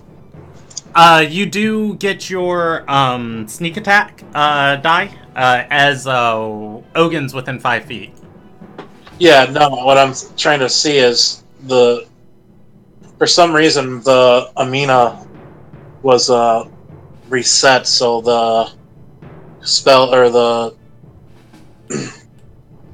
magic effects that are on it are not on it anymore, unless it's only listed on my check. Yeah, it's not on my damage one. It's only on my. Okay, you just roll the damage separately. I don't know why Roll20 did that, but it just reset. It reset Peasley, and it didn't reset all of Doka. I had to add some things to her, but it was just like, why you invalidate my prep time? I'm gonna re-roll the damage on the sword. Just roll the magical damage on it. And then your sneak attack. Yeah, no, because it has keen on it, I can re-roll the damage. Oh yeah, okay, yep. So there's the sneak, and I'm gonna re-roll another d6. This is for the actual damage of the... Okay. So that's gonna be an 8 instead of a 6. Alright, you deal 24 points of damage to her. Your sword actually biting into her skin. It is unpleasant. It is Teek's turn. Doaka on deck.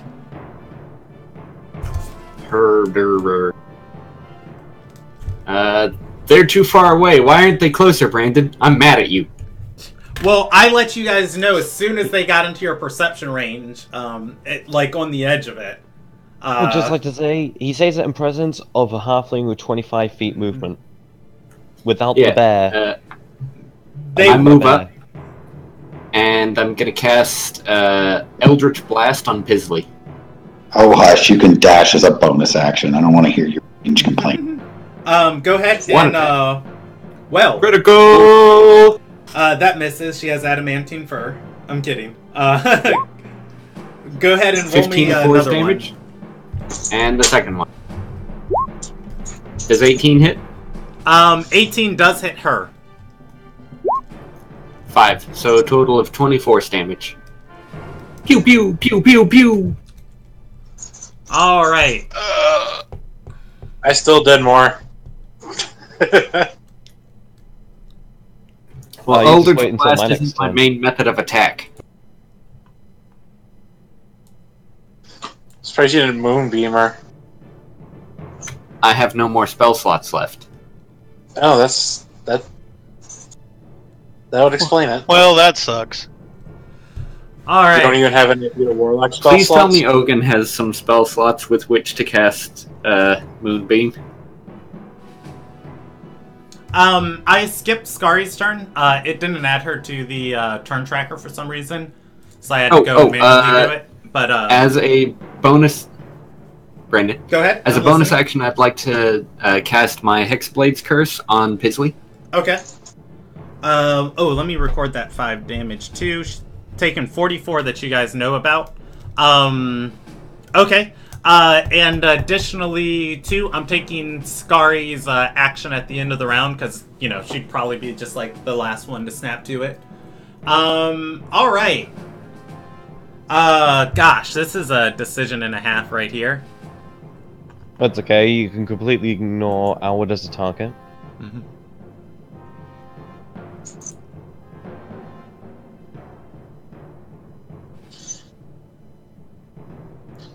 Go for the Angry Wolf, the Angry Half-Elf, the Angry Suit of Armor, or the 2 guys sitting in the back tunnel.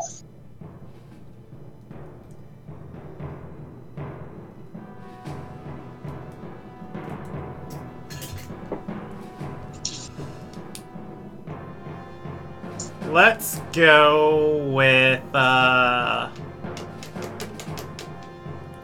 I'm just gonna roll her a percentage die. Evens. Spell 1, odd spell 2. And we're going to go with spell 2.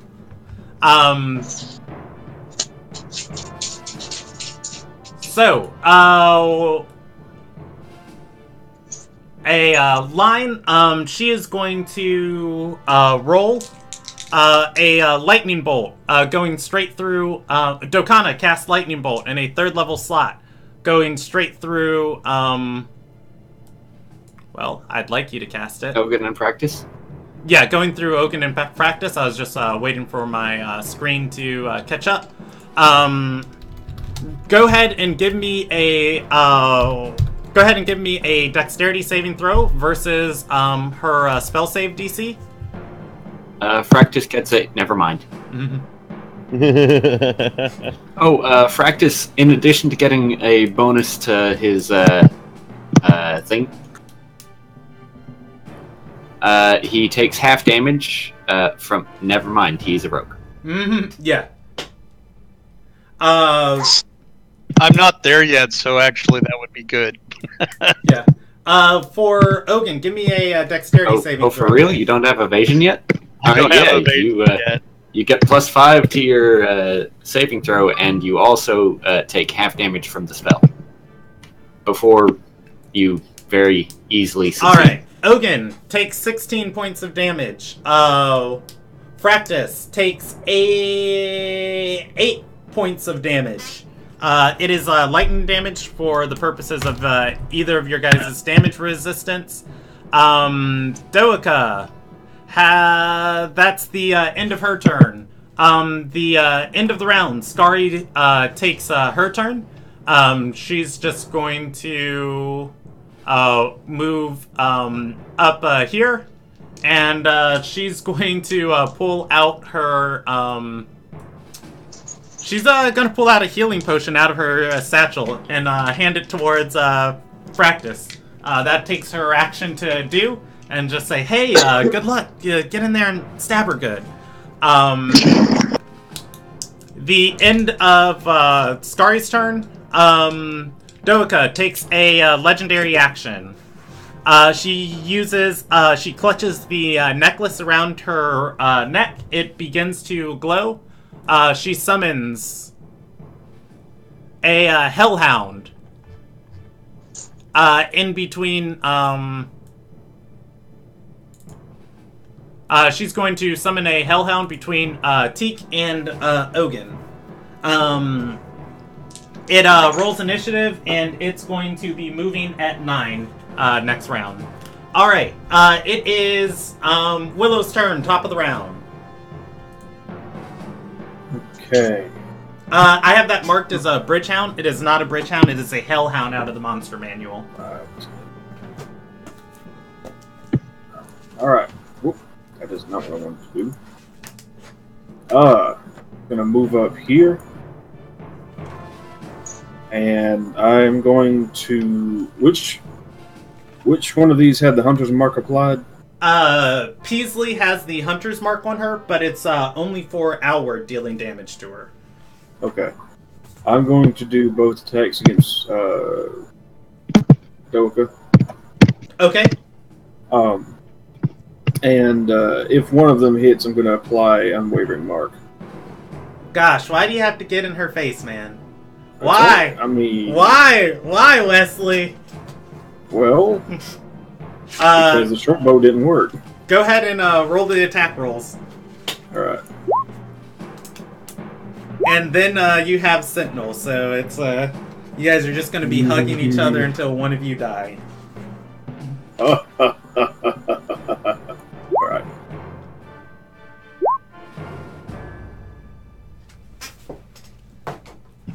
Alright. So, 8, let's say 8 doesn't hit, that's the damage. Both of those hit. That is the first damage Doaka has taken. She's taken 19 points of damage that you know about. As your sword cuts into her, she's going to hiss at you and roll against becoming a lycanthrope. She enlarges. Her AC increases. She is actually not prepared for this. Her clothes rip. Okay, she has Hunter. No, I'm sorry, not Hunter's mark. Unwavering mark applied to her. Okay. It is Fractus's turn. Ogun on deck.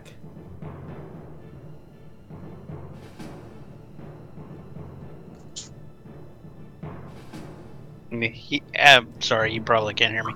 Practice is going to move in, and he's going to take a swipe at Peasley with the silvered short sword. Okay, I believe your insightful fighting still lasts.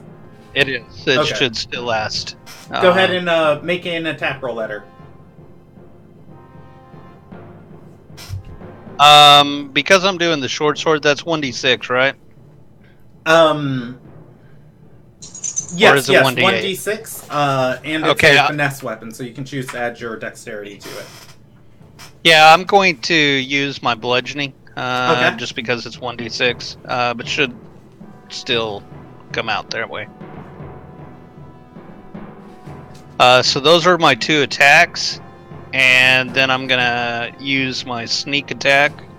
Okay. Well, it doesn't matter which one, they're neither of a crit. Alrighty. Go ahead and roll damage as those both do hit. And those are slashing, not bludgeoning. Okay. Alright. Hello. It is... so, you got all 3 of those damages, right? Yeah, well, yes, I do. It is Ogun's turn. Well, hold on. Oh, okay. So I still got a bonus action. Now the question becomes, on the bonus action, can I chug the healing potion, or no? Is that only an action type deal? Let me read her thing real quick. I believe you can. I'll allow it as a bonus action this round, but I'm pretty sure it's her action to administer it to you. So I'm pretty sure you can just use it for free. Oh, okay. So what's the what is the healing potion? What? Roll 2d6 and add 2 to it. It's a healing potion she crafted out of her slot. It's her healing drought. Oh, whoa. It's a 3d8. So roll 3d8? Yeah, negate that roll, and it is no bonus to it, just 3d8.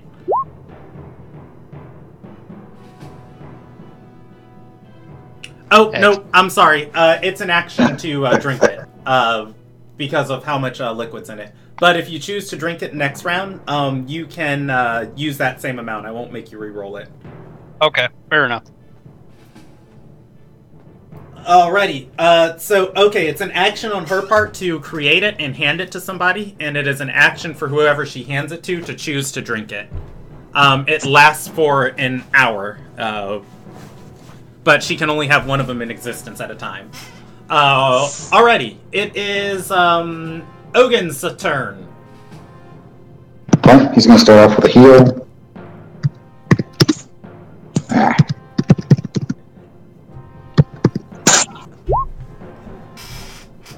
Ogun is just trying to stay in this wolf form, man.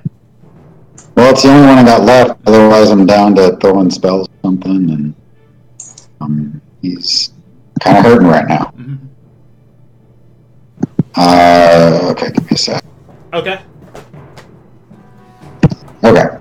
Now, rolling to attack Peasley.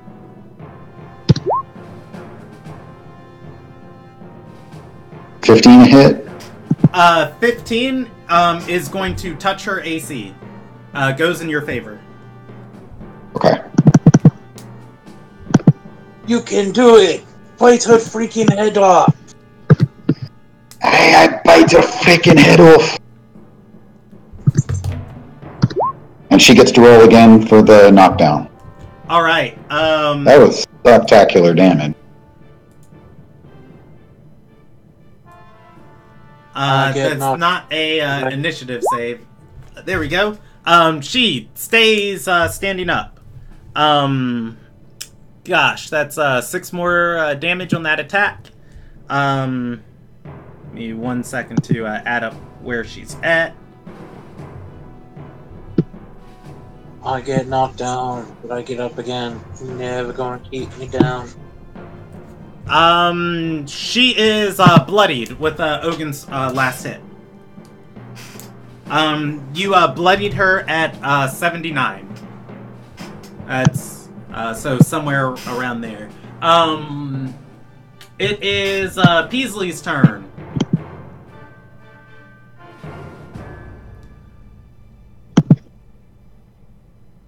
All right. She has a lot of things. So she is she's going to make everybody just needs to be infected. You know what? That's what we're gonna go with.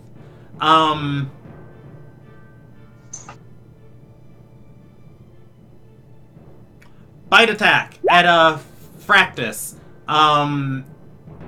Spear attack at Ogun with advantage.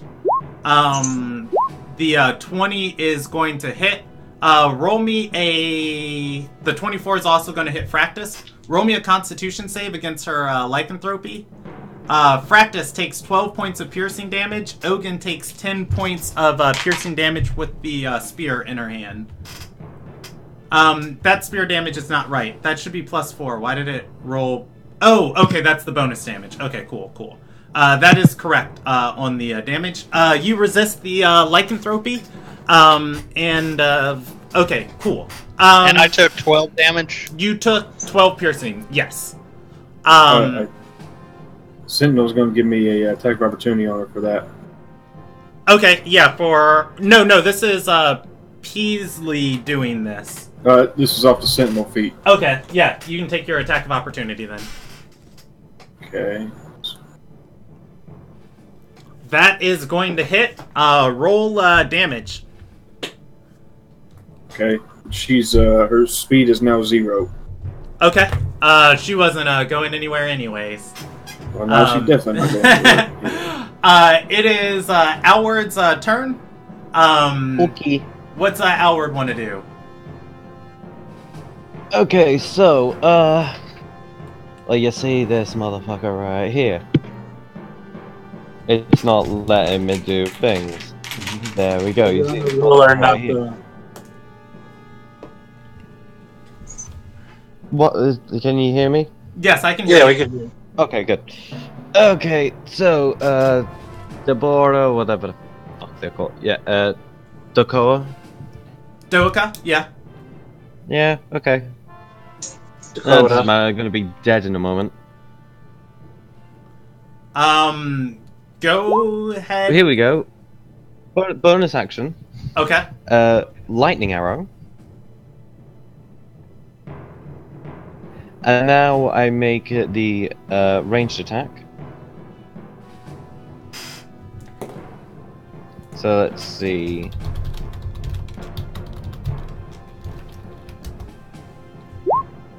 That's a 23. A 23. Okay. That lightning arrow. Plus the 6 damage for Hunter's Mark. That I'm unfamiliar with your spell. If you have to hold that till the next time you make an attack, I believe that's going to cancel your. Nope. Hunter's Mark is just a thing, whereas Okay. this isn't even a concentration spell. Let me make sure you have that recorded right. Because I am familiar with Hunter's Mark. Hunter's Mark is concentration. Yeah, and Lightning Arrow isn't. Yeah, Lightning Arrow is coming up as concentration on my Google Is search. Yeah. I don't have it down as concentration. Yeah, that's why I was saying just most of those spells where you have to hold it until you make an attack require your concentration to keep it. I will allow you not I to have make concentration. Yeah, I will allow you not to make that if you don't want to cancel your Hunter's Mark, but it would cancel your Hunter's Mark if you want to make that attack.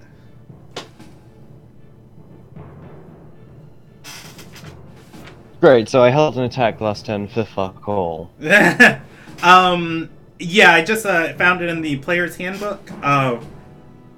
That is a pretty dope spell, though, and every ranger in the campaign just got it added to their spell list.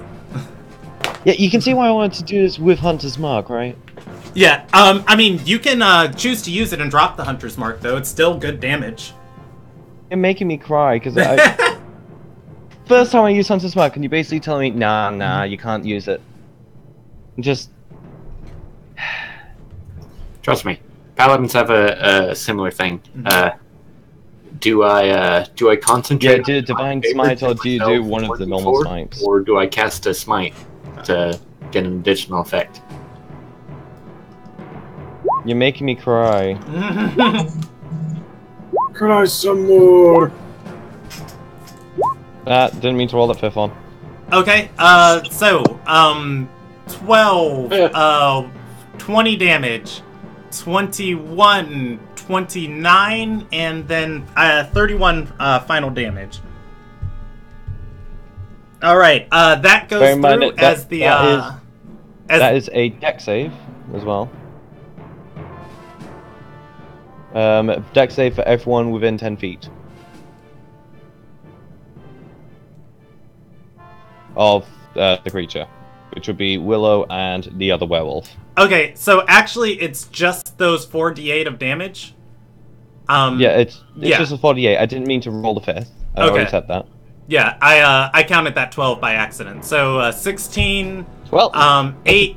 Oh right, the longbow. 18, 19 damage on it. So, and they have to hit or miss. Each creature within 10 feet must make a dexterity saving throw. Each takes 2d8 of lightning. Alright, so, and this is at Doika, so it would be Willow and Peasley who have to make that save. Yeah. Give me a dex save for Willow. GM, since I was actually confused about how concentration works, can I just have not cast Hunter's Mark in the first place? No, the Hunter's Mark does stand. I was giving you the opportunity not to use the lightning arrow. Alright, I'm That's gonna go ahead. like 48. Yeah, I don't want to rehash, that turnout. Alright, Brandon, this is gonna be... what I'm gonna roll is at a +2 because of Shield Master. Okay, go ahead and roll it.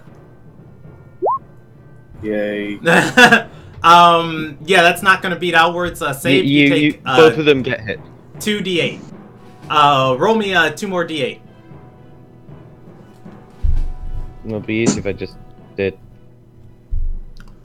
So Doika took 19 from that. You guys know Doika has taken 38 points of damage. And you know Peasley has taken 99 points of damage. Doika is not bloodied. And then I'm going to essentially, after firing the arrow, going to move up, essentially dropping my longbow as I do. Okay. You can interact with one item for free on your movement, so you can just store it if you'd like. Yeah, I will put my longbow away. Okay. Before we go, Brandon, you didn't roll for Beasley. Peasley did. Beasley. I did. She rolled Beasley a 14. The other one failed it because she got hit. Just checking my... Yeah, Peasley failed the check, and then Peasley the other failed. one took the damage. Because she was struck by the lightning. Like, it got hit by this colossal lightning bolt of damage, and then it sparked out and hit all of you. Alright, it's Skari's turn. Skari, as an action, is, gosh, she does not want to get in there and attack these things. Although I do see where I made the mistake, because Matt Mercer allowed Vex to get away with that in the critical roll. She's going to pull out another healing drought as a action. moving it forward, and she's going to... Gosh, does she want to get in line for a lightning bolt? No, she doesn't. She's gonna walk up behind Teak and then say, "Hey, can you give this to Ogun?" Handing Teak the healing potion. Teak's going to look at her, glance down, and say, "No, get in there." Skari has a Skari does have a magical dagger, but yeah, she's gonna be hesitant to get in there. But you know what? After you tell her to, with Teak's approval, Skari moves up and flanks the Bridgehound with Ogun. She is threatening it with dagger out. She does not have an attack action to attack it. It is Soulmane's turn. Oh, you know what? End of Skari's turn. Peasley is in a frantic dog backed into a corner type mode. She is attacking furiously at everyone around her. She takes a legendary action, and she makes a bite attack at Soulmane. It's going to miss. It is Soulmane's turn. Soulmane's gonna jump over to her side here to flank with Ogun. Just make a giant conga line of death.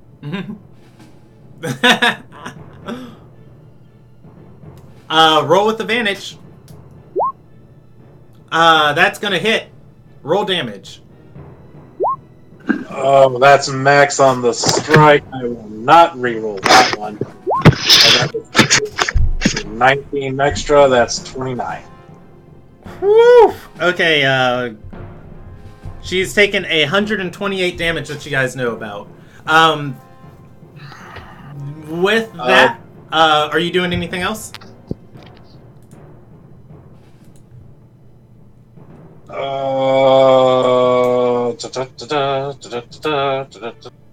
do I still have this? Never mind. Yep, no, I'm good. Alright, seeing Peasley absolutely surrounded, going down on the verge of death, Doika takes another legendary action. She grabs her necklace again, summoning a second Hellhound. Joins the initiative order. It will move next round at 14. This one, she is going to place behind practice. Alright. It is the Hellhound's turn. Brandon, if that was Doka's turn, you skipped me. No, it wasn't. That was a legendary action. The Hellhound is moving at 9 with a better +1 to dexterity over Teak. Oh, good. It is going to make a gosh, it's got no good aim for this now. It's gonna make a bite attack at it's gonna make a bite attack at Ogun with advantage, just because that is its best target right now. Does it have pack tactics? It does have pack. Oh, it does have pack tactics, but nobody else is next to Skari still, so it's not great. And it's gonna, get attack moving from her. But anyways, it hits at Ogun, and it's going to roll a 7 plus 5. It's not going to hit your AC at 13 or 12. My AC is 17 right now. All right, that's its turn, and it is Teak's turn. All right. This one disappears. Okay. Alright, first I'm gonna spend my bonus action to use my Warlock spell slot to cast Wrathful Smite. Okay. Gonna move to here and make an attack at this Bridgehound. Okay. I have them labeled as bridge hounds, but they are hellhounds. They are fiery instead of poisony. 27 hits. 27 does hit. Roll damage.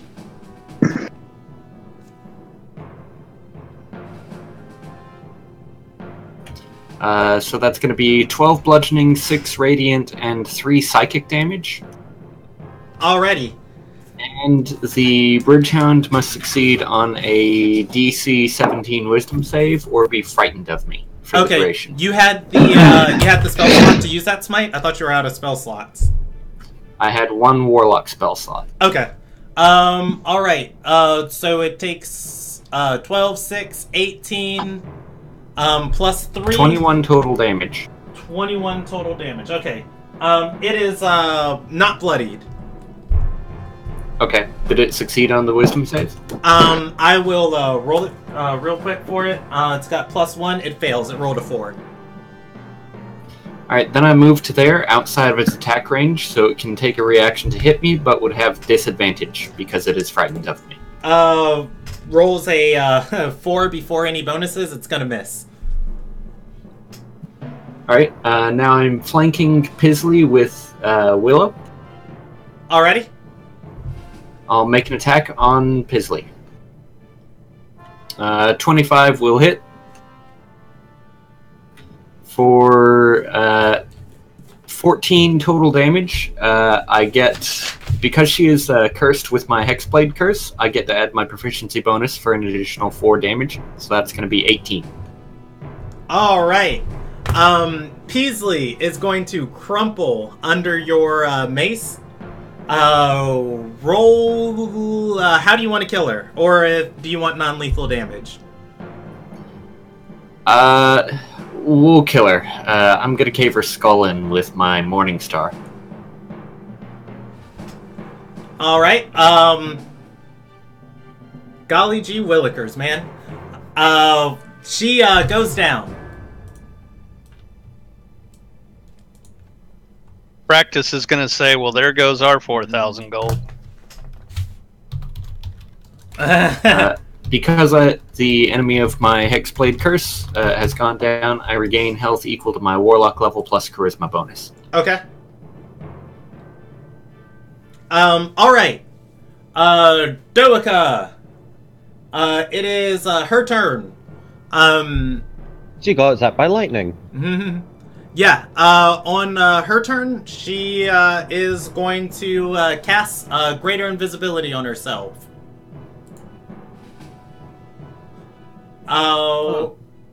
And she is going to, yeah, she's gonna move.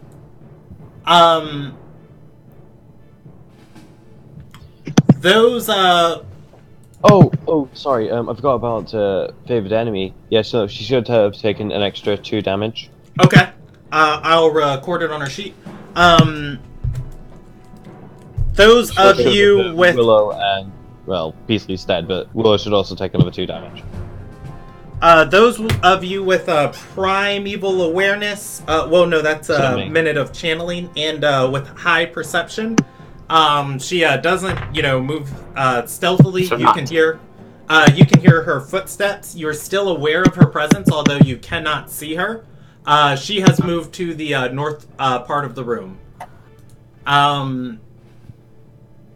Yeah, that's her turn. It is her 2 legendary actions recharge. It is Willow's turn, top of the round. She didn't you don't provoke attacks of opportunity from casting spells. You do not. You cast with disadvantage when you're in melee of another creature. But attacks of opportunity. I think we removed the wrong initiative. Peasley's is there. I don't see whatever her name is. She's on the GM layer. You guys. She's still on the initiative modifier, but you guys can't see her. She's not in the turn order. Yeah, she's still there. Only I can see her. Right. Okay. She. But. Guys, we're fighting Brandon's imaginary friend. Yeah. Exactly. Yeah. Attacks of opportunity trigger on a creature you can see. So your sentinel would allow attacks of opportunity to trigger on more than just people moving out of the reach, but the attack of opportunity doesn't, the initial part of it, of a creature you can see, doesn't proc on it. Alright, so... It's your turn. You are aware of her presence. She is on the north part of the room, moving through the northwards tunnel. North part of the room. And hold on, I will go ahead and go back to the map layer and draw.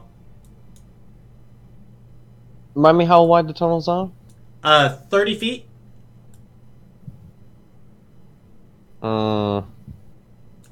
Okay. There we go. And again, how long will it take Kara to get down here?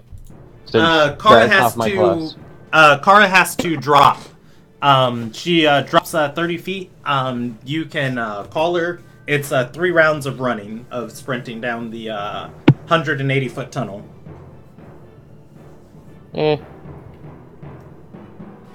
She has athletics. She can try and climb down the rope. What would a perception check allow me to pinpoint her location? Yeah, so you are aware of her location. You can't see her. You still hear her. She's not completely gone from your senses. Okay. So if I move here, potentially if I moved here, could I attempt an attack? Yes, you can. Waving, just, like, interacting for free. Waving your sword in that square, like, you're aware she's over here, but you can still cautiously move forward if you'd like. You don't feel anything in the square in front of you.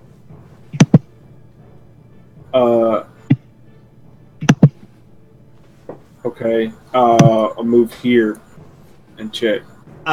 You still don't feel anything. You hear her breathing, you hear her stepping around you. So she's close. Yes. She's directly in front of you, just like from what you hear. If you're attacking her, she has cover from your attack. So, she just has ridiculous AC right now. Okay. Well, I got a plus 11 to hit, so if this is gonna... So I'll just try to attack her twice then. Okay. Go ahead and make it. You can do it! 17, 12. Hold on real quick. So she can't be directly targeted by your spell. So go ahead and roll me that attack roll. And this was just, a ruling I found out about recently. You can swing into that square. She's going to save against it of dodging out of the way of your attack. What? So you can't target her with an attack roll. But you can attack the square she's in. So you move forward and you attack. You are swinging your sword in her square. You are dealing AoE damage to that square. Okay. She is dodging your attack rather than you aiming at her, because you don't know where she's at. So she's just trying to move out of the way of your sword swing. Okay. Alright, so... You do not hit her. So how I rolled that, you rolled an attack on how well you attacked. Was the magnitude of the save of easy, normal, hard, very hard, nearly impossible, impossible. And so she beat a 28. Yeah, she beat very hard on the first one, and then the second one is going to find its mark. So I did hit her. Yeah, I didn't see the first one. I just had to reroll on the second one. Alright, I guess no matter where I'm going. Yeah. Hey. Alright, you deal 12 points of damage to her.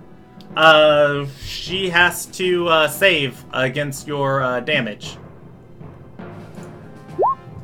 And her speed is set to 0. That's just great. Alrighty. And she's got Unwavering Mark. Stop, Wesley. Stop. End of your turn. She takes a legendary action. Summons another creature. It is going to flank with her. Or, you know what? It's, she's going to summon it there. That's a good spot. It rolls initiative. It enters on 12 next round. The other one moves at 14 on this round. Skari beat it for initiative. Why is Skari moving below Peasley? Because you never removed Peasley? Yeah. Well, she should be moving in front of Alward, too. Alright, it is Fractus's turn. Fractus is going to disengage. Okay. And he is going to move over, basically there. And he's going to drink that potion way long time ago that we talked about. Okay. You gain 15 hit points. No, not a whole 12 seconds. It is Ogun's turn. Okay. How good of an idea do I have? Is it just another one of those, like, I'd have to attack the square Yeah. to try to hit her? You're aware of where she is. You cannot target her with an attack.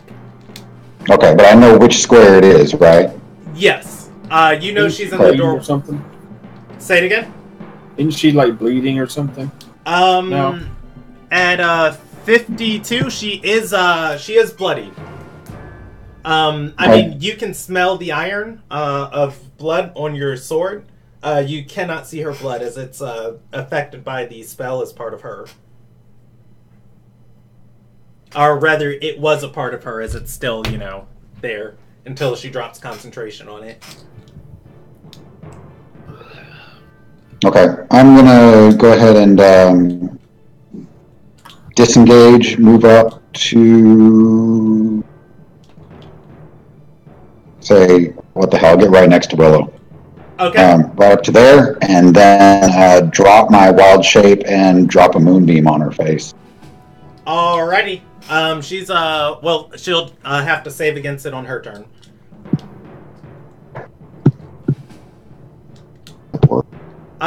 End of Ogun's turn. Oh, wait a second. Weird question for you. So we leveled up, but I haven't had a chance to rest yet or anything like that. Can I suppose I can't use my 4th level slot. I just got it. Yeah, no, you don't have it. Okay, so I'll use a 3rd level slot. Okay. It is, Skari's turn. Skari, as, everything is, leaving her, behind, is... Witherwall. Yeah, is going to, step up, dagger in hand, attack this thing. And this might be the first time Skari ever rolls a... Why would she do that? Well, because bravado. She doesn't have to attack things. She can throw alchemist fire at it. She wants to impress Teak and rolls a dexterity attack at the Hellhound, and she's going to miss its AC. Alright, that's her turn. It's Peasley's turn. She's dead. It is Alward's turn. Well, Alward did have a plan. And now it's a solid, for fuck's sake.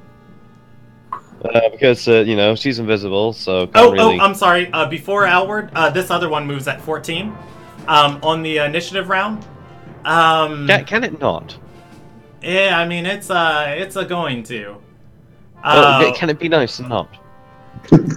It looks at Skari. Hellhounds don't do nice. You should know that by now. Looks at Skari, growling, and it's going to protect its liege, but it can't because it's going to die if it does so. It's going to start moving towards. Dokana. Moving to this side of Soulmane and Teak. Roll me a dexterity saving throw. It unleashes a fire breath at Teak and Soulmane. Did it get an opportunity attack from Skari, though? It does. Skari is threatening it, but I doubt she's gonna hit. Yeah, do it anyway. Do it anyway. Believe and Give her a Skari. chance to be good. Ah, she hits. Yeah, she's going to hit and deal 1d4 plus 2 of Yay! She deals 5 damage to it. She hit and she did max damage. Teak will be proud. All right. If he ever takes a moment to notice her senpai. Teak, you take 22 points of fire damage. From what? The Hellhound released a fire breath. Is it a magical effect? It is. Then Aura of Warding says I take half. Okay. You take half of it. It runs by Soulmane, provoking an attack of opportunity. If he wants that's to take wonderful. That's very wonderful, because I have advantage for that. Which means snack attack. Oh no, I know you can't snack attack. You can only do it once per round. it. That's gonna hit. Roll damage. Teak already dealt 21 points of damage to this thing. Skari just did 5. Can I re-roll the damage for that one, since I haven't this round? You can, but I'll let you in on a secret. It's gonna fade away at the end of this turn. So, it runs up, dashing towards Willow. Soulmane gets an attack on its back. It leaps towards Willow and fades away. It is It knows better. it's Peasley Outward's turn. Cool. The next one's moving at a 12 after Outward next turn. Oh no, that one entered this round. Wouldn't I go ahead of that one? I'm not sure. I'm sure it doesn't matter. Yeah, Okay. Soulmane would too. So, targeting this Hellhound. Okay.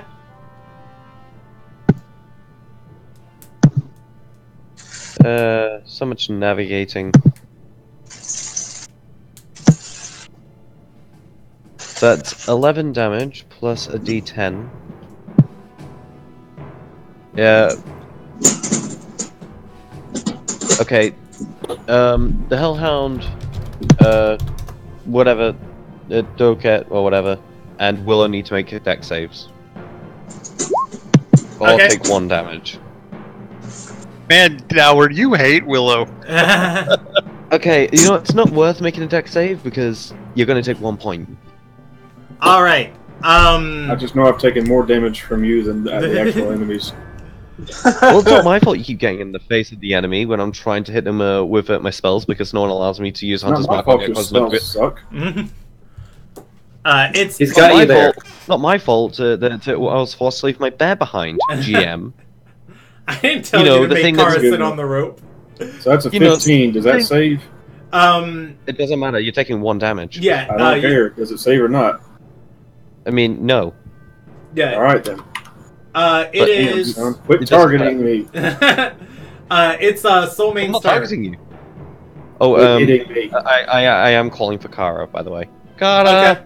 Okay. Kara is going to enter the initiative round. You can roll for her. She can jump down the tunnel and start running towards you. Will she take damage on the fall?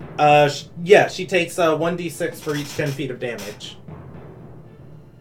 Can she try and like tough some of that out with athletics? I'll allow her an acrobatics check at the end to try and take half. Yeah, sure. Why not? It's Soulmane's turn. Bonus action, disengage. Okay. gonna run up here because I see the giant moonbeam. That's where Willow seems to have stabbed her. There's also a thorn just stuck in midair. All right. Go ahead and roll me an attack roll, Honor. Woo! All right. You are going to feel your blade connect with something. You can roll damage. 1 second. I'll leave that roll alone, and I get sneak attack, right? Because I got friendlies. Yes. I think sneak attack has to trigger when you deal damage to a creature you can see.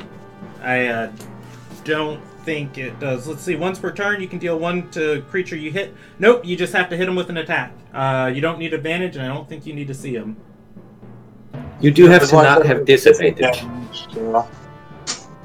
Okay, yeah, you don't have a disadvantage on your attack. You are fine. Yeah, you can deal sneak attack. How much is that in total? 27. Oof. Alright. As far as you guys know, she's taken 81 points of damage. Rogues, they only hit once, but when they hit like a truck.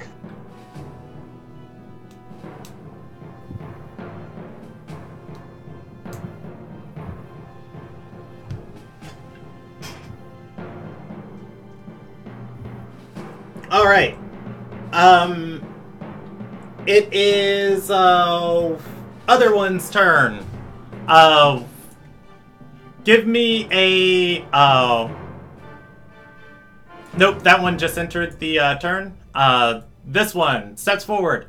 Give me a save for, Ogun, Willow, and Soulmane against the fire damage. It walks up and breaths of fire, all of you.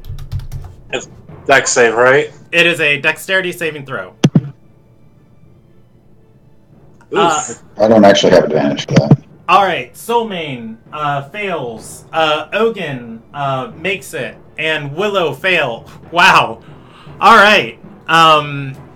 Those who failed take 24 points of fire damage. The others who passed take 12. This one exists for 4 rounds. It's got 3 rounds left on its timer. So, how much was it altogether, Brandon? 24 points of damage. Okay, so evasion, if I fail, I take half. With my elven armor I am wearing, with fire resistance, another half, so 6. Let me check something real quick here. You're screwed. That's all you know. I don't know. You might have 2 charges of Indomitable at this level. Okay. I don't know if you do or not. I think it's like 11 when it goes up to 2. Indomitable beginning at 9th level. No, 13th you get your second charge of it. You did use it earlier today to resist Koyu's Adaluk's Resilient Spear.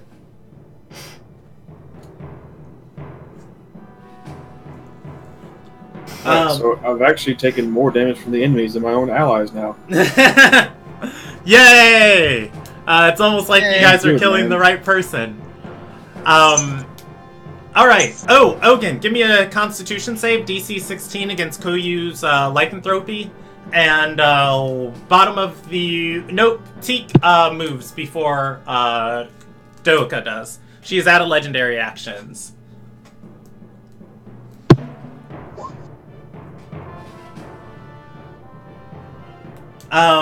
Ogun is afflicted with lycanthropy. You are cursed.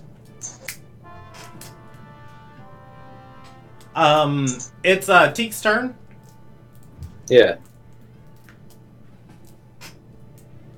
I'm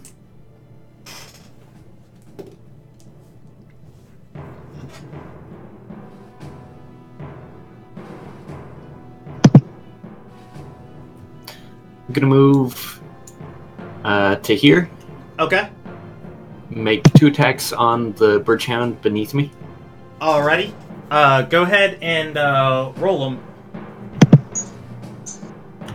17 and 14. Hit on the 17, the 14 misses. 14 damage. Alright. That is the first damage this one has taken.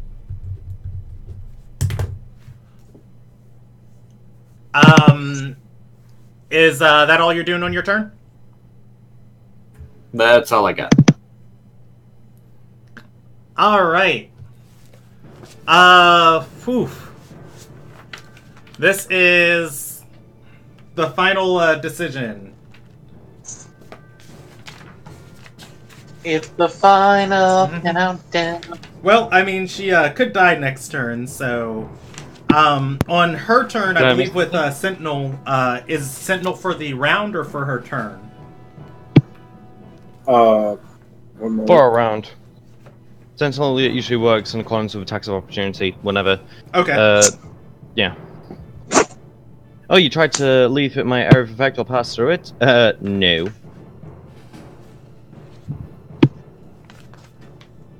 Alright. I think it's at the end of my next turn is when it wears off. Okay. I also think it's time for her to take her moonbeam damage. Yes. But yeah, did I miss something? Alright, so... Moonbeamed her. Oh, okay. Moonbeam, dexterity saving throw or constitution? Constitution saving throw. Con with disadvantage. Alright, she's going to pass that and take half. On a failed save, half as much on a successful. A shapeshaver makes, if it fails, it also instantly reverts to its original form. Can't assume. Each of your turns, you can move this. Alright, she takes half damage. What was that damage before? 2d10. Okay, it's rolled already. The 9 up there, so she takes 6 points of damage. Or, wait, am I doing that? 5 points of damage. 5. She's taken 86 that you guys know about. You bloodied her at 53. Yes. Brandon. Did she pass her con save hang when I on. attacked her?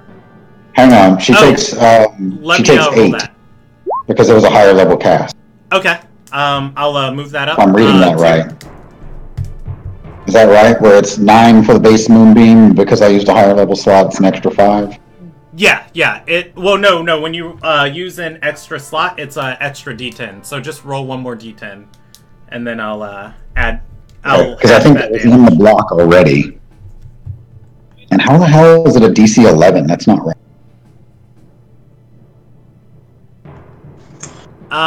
Let's see. Higher level. Yeah, it is in the block already rolled. You're right. So that would have been 14. She would have taken 7 points of damage. Moving her from to 88 points of damage. I took the one from above because I didn't notice it. Okay. And the 11, it's going to be 8 plus your proficiency bonus, which should be 4 at this level, I believe. So 12 plus your wisdom modifier, which it's going to be what? Plus 3. So it's going to be 15. Let me make sure she still made that save. Yeah, she made it on a 15. Both her and Willow need to take an extra 2 damage because of favored enemy. Okay. 90 points of damage on her, and then... Alright, so finally, her turn.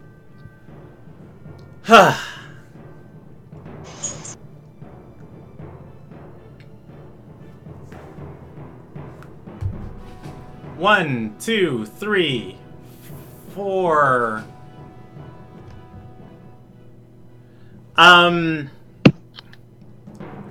Stupid Teak's aura is a stupid. Go away! Go away! Just go away! Just go away! Nah, give her a big hug. All right, we're gonna go with the gambit and knock out whoever we can. Let's go for some nat ones. She casts dominate person hold person in a 5th level slot. Everybody near her except for Fractus, Scary, and Alward.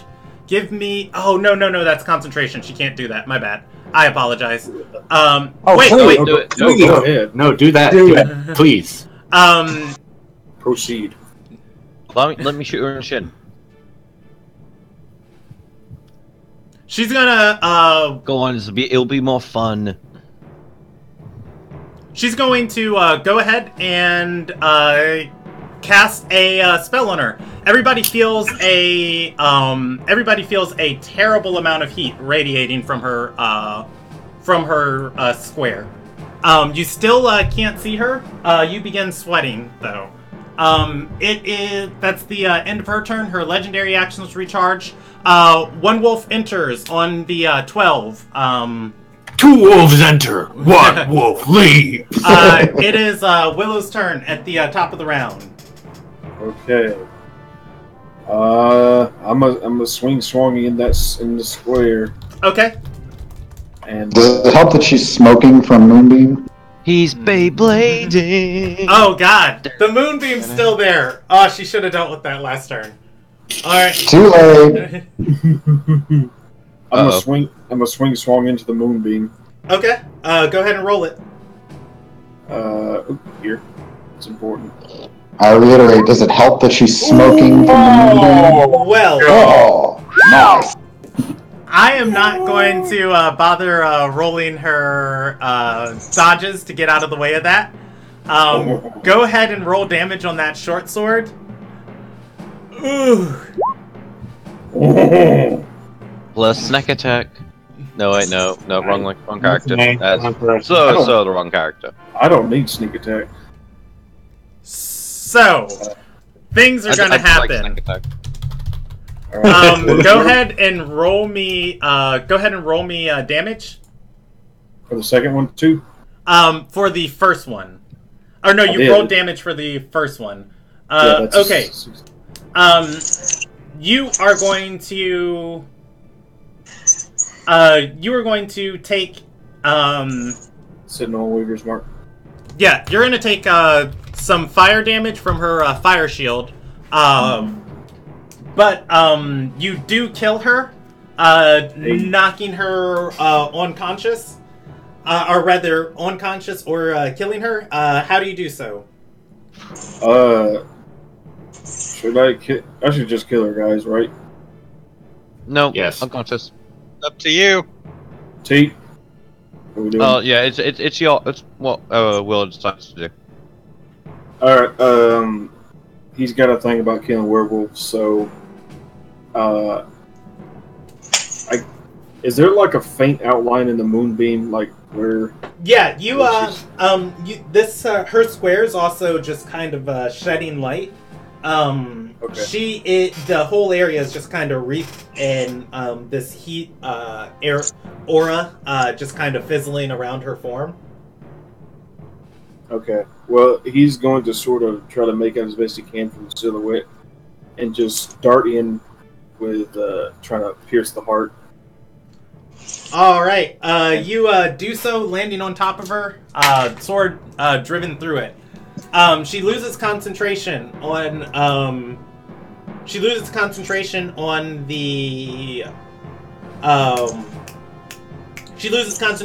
her invisibility. Her fire shield is a duration. It is still up. Gosh, let me go to the GM layer. There we go. Trying to target her for days. Alright, so she loses concentration. Her fire shield is still up. She also shrinks down to human form. I believe the moonbeam also touches the square that you're in. I think you have. Yeah, it's a 5-foot radius. Yeah, do save 2 for the moonbeam from just starting your turn in it. But otherwise, you guys have almost won combat. I was targeted by the moonbeam? It's an area of effect. I can't really just target her or anything like that. Yeah. Kind of a big Guys. time. Alright, what's the save on that moonbeam? It's a DC 15. Ow! Yeah, dexterity? Constitution. Con save. Oh, that's better. will you lay down? Alright, you take the same amount of damage as her, 7. Alright, I'm going to use my Shield Master and take my bonus action to not take no damage from that. Okay. Those You are have targets extra attack. You can choose to attack this wolf if you want. Does This 19 hellhound. hit it? 19 does. You can roll damage. Okay. 9 points of damage. That is the first damage it's taken. Sorry, no, it's not. No, it's not. Oh, did it take the 1 damage from the Hail of Thorns? No, that's the one I initially shot the arrow at. I shot the arrow at the wolf, and then everyone else got hit by hail of thorns. Okay, I did that damage as hitting her. So, Then why didn't she get a chance to save against the hit? It's kind of a moot point now, though. Ain't it? yeah, I'm going to. I mean, still roll, I did specifically no, say I'm aiming at the hellhound. I'm going to still rule that she is dead because that damage still would have killed her at the 6 extra damage on there. She was at 90 before Wesley's attack. But yeah, so let me scroll up real quick to that damage on the wolf. What is it? 1d6 plus 4. That's Ogun, Fractus, 12, 11.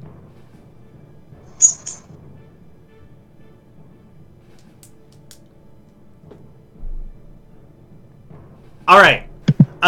She would still be up then. That was 11 damage that I did to her that she didn't take.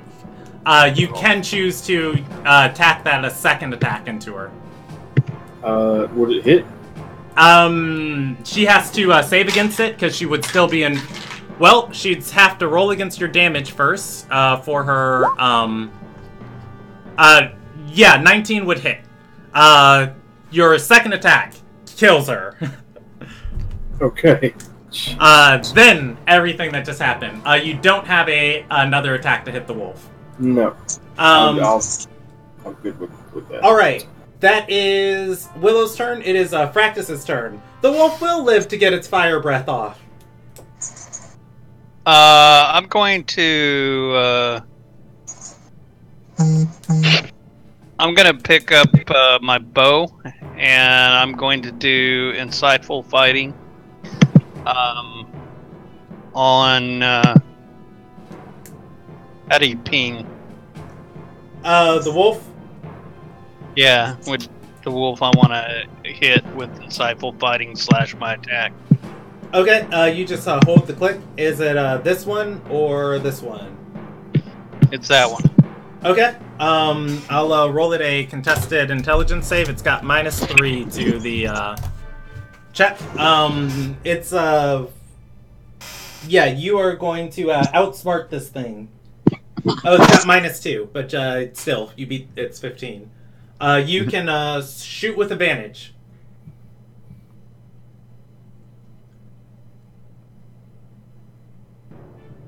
The 11 misses, the 17 hits. You can roll damage. I'm gonna put the sneak attack on. Okay. Ogun, go ahead and roll me a or it is your turn if you want to attack at this thing. That wolf at that's going to be 17 points of damage. What was that extra damage roll for? Because only the or actually the 6 was the one that hit the second attack. The 2d6 is my 11 plus 1, 12 plus the 6. Yeah, the 11 missed. 18. The 17 was the one that hit. I see 2 damage rolls in the chat. Oh, yeah, whichever one you want to take on that. Okay. I must have double hit it by accident. Okay. I'm gonna just take the first one. Roll damage. It's gonna take 17 damage from it. It has taken 29. No, your Hail of Thorns earlier, I had that at 11 damage plus 1 for the Hail of Thorns. Yeah. That's 12. Plus the 19 here. Okay, yep, 29. So wait, 12 plus 19. That's 31. No, that's 17. Yeah, 29. All right. It's Ogun's turn. That wolf is bloody. Okay. I guess I will. Oh, first off, I think it doesn't take an action to move the moonbeam on top of the wolf. Yeah, it's still affected by it if you had it centered on her square, where I did. Willow was. It takes it when it starts its turn. Okay. In that case, I will go ahead and smack it with an axe. Okay. If you want to move it, currently it is affecting all three of these people. If you move it onto its square, it will just affect it and Willow, or you can move it one square over and it will just affect it and no one else. Willow, stop being in the way. Now, if it's currently affecting the hellhound, then I'll just leave it right where it is. Okay. As far as the attacking goes, for some reason my sheet is not updating with the proficiency bonus correctly. I should be at 4 instead of 3, so this attack roll is 1 lower than it actually. Well, I mean, it doesn't really matter. Which isn't slowing me down any, so there it is. How do you kill it? It is very dead unless you want to deal non-lethal damage to it. Nope, I'll go for very dead, and the axe was previously on his back. He pulls a clearly practiced move where he kind of slides it straight up, grabs it with both hands before it flies up into the air, and brings it straight down on it, cleaving the thing clean. Alrighty. There is one left in initiative order. Skari beats this one. Alward beats this one. This one's taking 14 points of damage. Skari's going to throw Alchemist fire at it. Alward has not had a single kill yet. 14. That is going to miss its AC. Hold on, let's see. As an action, you pull out a vial, disappear on impact.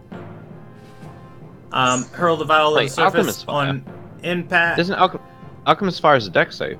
Yeah, that's what I'm looking at now. It's actually a dex saving throw against it. This thing's got +1 to dexterity saving throw. I was seeing if it had splash damage, and that's when I saw the dex save too. Alright, it fails it. It is not an attack roll on her part, and it deals 3d6 of fire damage. Taking 15 points of fire damage. Why don't these things have resistance to fire damage? It's immune to fire damage. Haha. She bathes it in fire. It is fine. It is... It spits fire back. Yeah, exactly. It is Alward's turn. That is why she stepped up and attacked it with the dagger last turn. Wait, doesn't she have Alchemist Acid? She has it as an item, not one she can create on demand. Ah, shame. I thought she was an alchemist. She is. They get a selection of them. Yeah, and you get fire and acid automatically. Oh ho ho! Well, you yes. start with them. She And acid does more damage. Yeah. And does it to single targets, whereas fire is a 5-foot radius. She isn't a smart character. She is not optimized. She throws fire at it, as that's her instinct. In that case, it would also be a 5-foot radius. The fire effect. She is smart enough not to hit Teak with it. She throws it right here. It's Alward's turn. Okay. Well, that was a fun little conversation. Okay, okay, so Howard pulls it and just knocks another arrow, and on the Hellhound, the image of a tree with a bear claw slash across it appears on the wall. Okay. He fires the arrow. And yes, that is me being cinematic as hell about Hunter's Mark, because fucking hell, I will use the bloody spell. Alright. Roll me an attack roll.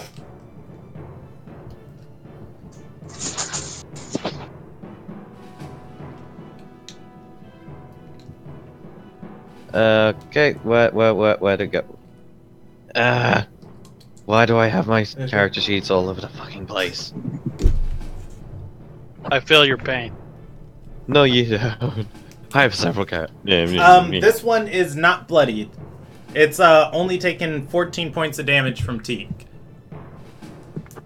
Well, it's just taken number 13. So that's 27. Okay. It is And bloodied then- at 27. Also, where the fuck is Kara? 3 rounds. There's literally no point to this. Alright, so, on its Kara, turn... go back! Reverse the damage. It enters at the 14. And, it's Fire Breath recharge, and it rolls a Fire Breath at everybody. It's actually going to step around Teak to hit. Let's see.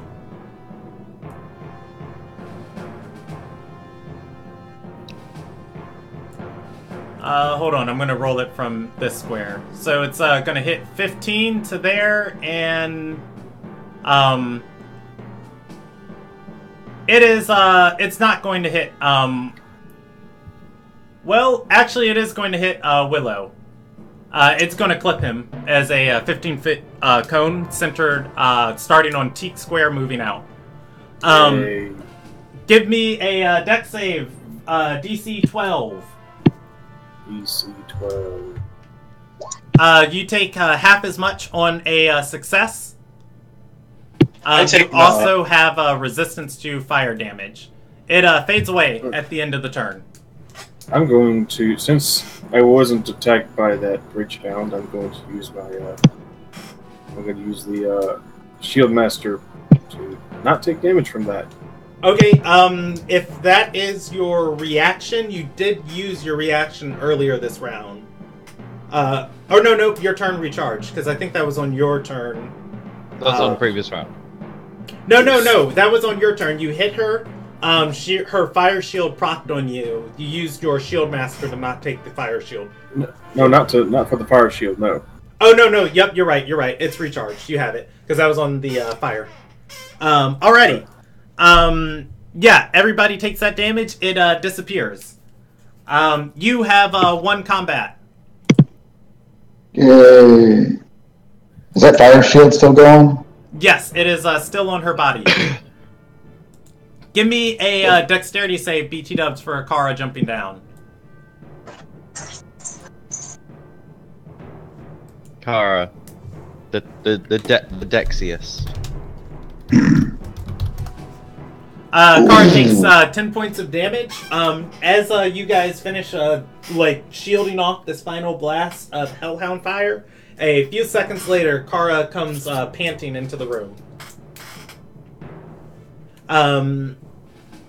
Otherwise, you guys have 1 initiative. I would like to epilogue everybody tonight if we can go for 10 to 15 more minutes, if you guys are okay with that. Sure. Okay. Alright. Alright, so that means quick body looting. Mm-hmm. Yeah. I mean, I want to go down the tunnel where they came from. Okay. Yeah, that could be fine. So, on their body, again, from Peasley and her, you guys get 2 ruby amulets. As you know, they are members of Merchants of the Ruby. Off of Doika's body, you get her arcane focus.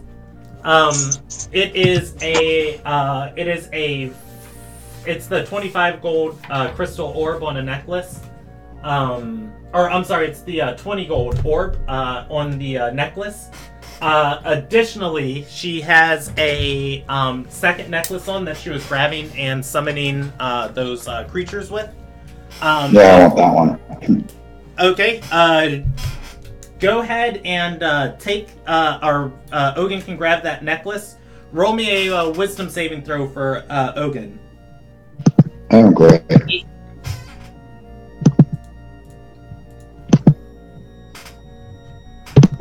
All right. You feel insatiable bloodlust when you grab this necklace. However, you do kind of fight off that feeling. But yeah, it is in the shape of a it is in the shape of an eye, split in two and kind of turned inversely.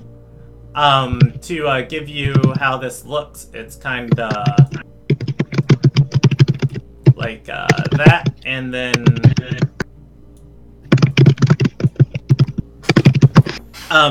the necklace is strung through both of the charms, and in the place of where the half iris would be on each side is a dark gemstone.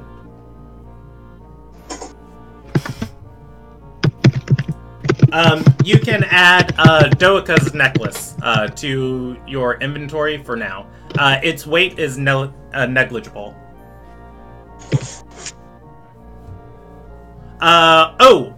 Peasley had a well-crafted spear.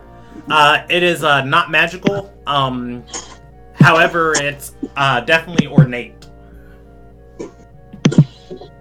Am I keeping all of this, guys? I mean, you're the one looting, so... Ogun grabbed the necklace. Sloman's kind of as he's going through pockets and stuff, handing out stuff people would probably use. Throws the spear to Willow. You also find a set of keys. Presumably they go to the locks and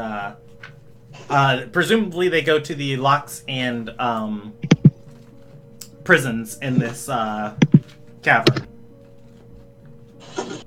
We might need these if more cells down this way. Brandon, were there letters of introduction as well with the ruby pendants, or no? No, they don't keep those on their person. They don't need them.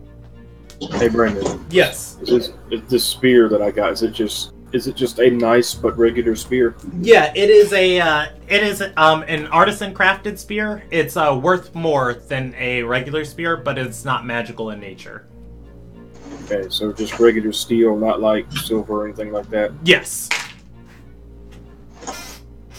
So, good for the collection. Yeah, it's a trophy, or you guys can sell it for money. Keep it in the rainy day fund, Bill. I like spears. All right. Do you guys head north, or what do you want to do from here? There was nothing else on him, Brandon. That was everything interesting, other than their clothes and belt buckles.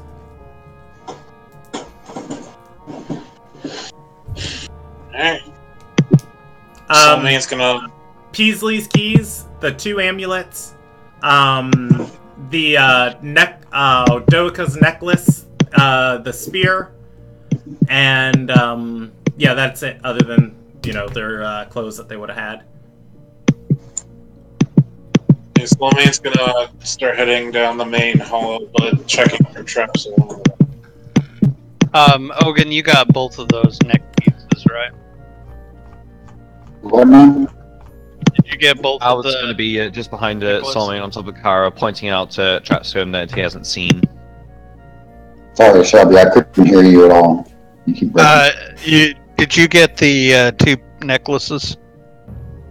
I got the one with the eyes, Doika's.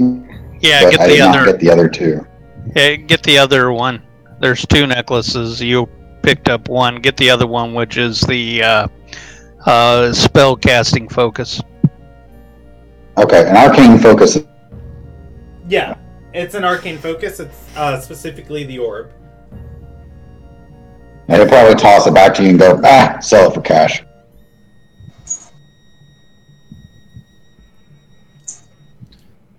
Oh. Alrighty. Soulmane, heading down the tunnel. Do you want to investigate, or do you just want to walk? Oh yes, I'm investigating as I go. Okay. And I guess Alric help him spot out. Yeah, Al's helping you from the back of Kara. I would like to point out that Willow looks like really beat up, and he's mostly leaning on his spear, like favoring one leg. He's Fractus. pretty backed up. Fractus is going to give you his potion of greater healing since Skari gave him one. Yeah. Also, Teak has the potion that Skari handed her. She can't create another one until someone consumes it. Yeah, and Ogun's not looking so good either. What's the potion of greater healing? How much is that? I think that one is 4d4 plus 4. I'll go ahead and roll it, and I'll just double check to make sure for you. Is Ogun out of wild shape? He So is. what? He's out of wild shape, yes. Right. Well, if he's looking rather rough, then is it impeding his ability to walk? He's down under half his hit points. Well, there's a bear without a halfling in front of you. Well, he's not going to ride your bear. There's a bear without a halfling in front of you. Alright. Yeah, 4d4 for the greater healing. Plus 4, so that's the appropriate amount. Soulmane with this investigation check. You are not going to find any... you're not going to find any traps in this area. As you guys go through this area, and I'm assuming Fractus is still holding the torch he picked up, as this area was not lit before. You're going to notice the stonework is older than the stonework in the rest of the tunnel, taking on a more historic feel.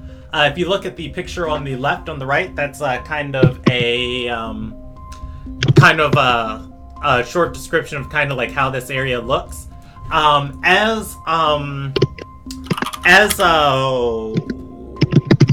Soulmane is walking, he's going to notice too all of that running water he's heard this whole time. He sees on the sides of this chamber there are open channels of it flowing on both the right wall and the left wall along the floor in a stream. Otherwise, yeah, no traps. The walls also have inscriptions on them. As you get closer down this tunnel, the moaning that you've heard turns slowly to some growling, some moaning, some laughing. Soulmane pulls out his sword, readies, and tries to see if he can see what's growling, moaning, and laughing at him. Okay. I would go into basically just tap him on the leg because he can't exactly reach that high. And he's going to Primeval. You feel takes a minute for that. What's everybody else doing? On the bear, not going anywhere if he doesn't have to. Okay. Soulmane. I'd like to take a rest, really. Fractus is going to talk to Skari for a bit. Okay. And he is going to tell Skari that he appreciated her handing him a healing potion and thank her. Skari is going to look the proudest she's ever been. Just, for a moment, just like looking at you, deadpan expression, and then a smile just like growing across her face the more she realizes you're serious. And she's gonna say, "Oh, I've got a bunch more concoctions I can show you sometime if you need them." And Soulmane, moving forward in this chamber too, you're gonna notice an altar in the back of this room. Dim light is coming from it in a probably just a 5-foot square, the only dim light in this whole place. It is a pedestal and kind of a fountain. It is a stone basin overflowing with water dripping down off this altar, which is flowing into the sides of the room. Roll if you want to sneak forward into this room. It expands out from the tunnel. If you want to sneak into it, you'd have to roll me a stealth check. Otherwise, presumably, whatever you hear here is probably going to see you walking forward. I will signal to the others, kind of letting them know I'm going to go ahead, stealth. Stay back until I give the signal. So you're just going to ignore the halfling on your leg. I always ignore the halfling on my leg. Alright, so, Soulmane, stealth into the room. Let me, roll, 4 checks. So, 2 of these things, don't notice you. 2 do. In the, complete darkness, you're going to notice there are 4 people chained to the wall in here. They are manacled and fastened to it. They are completely nude. And I'm going to roll a check for 3 of them are females. 1 of them is a male. And there we go. And the final one, the one of the females closest to the altar, they are on 2 on each side of the room. The one closest to the altar on your right is in a werewolf form. She is snarling at you. She cannot get to you as she is restrained. She is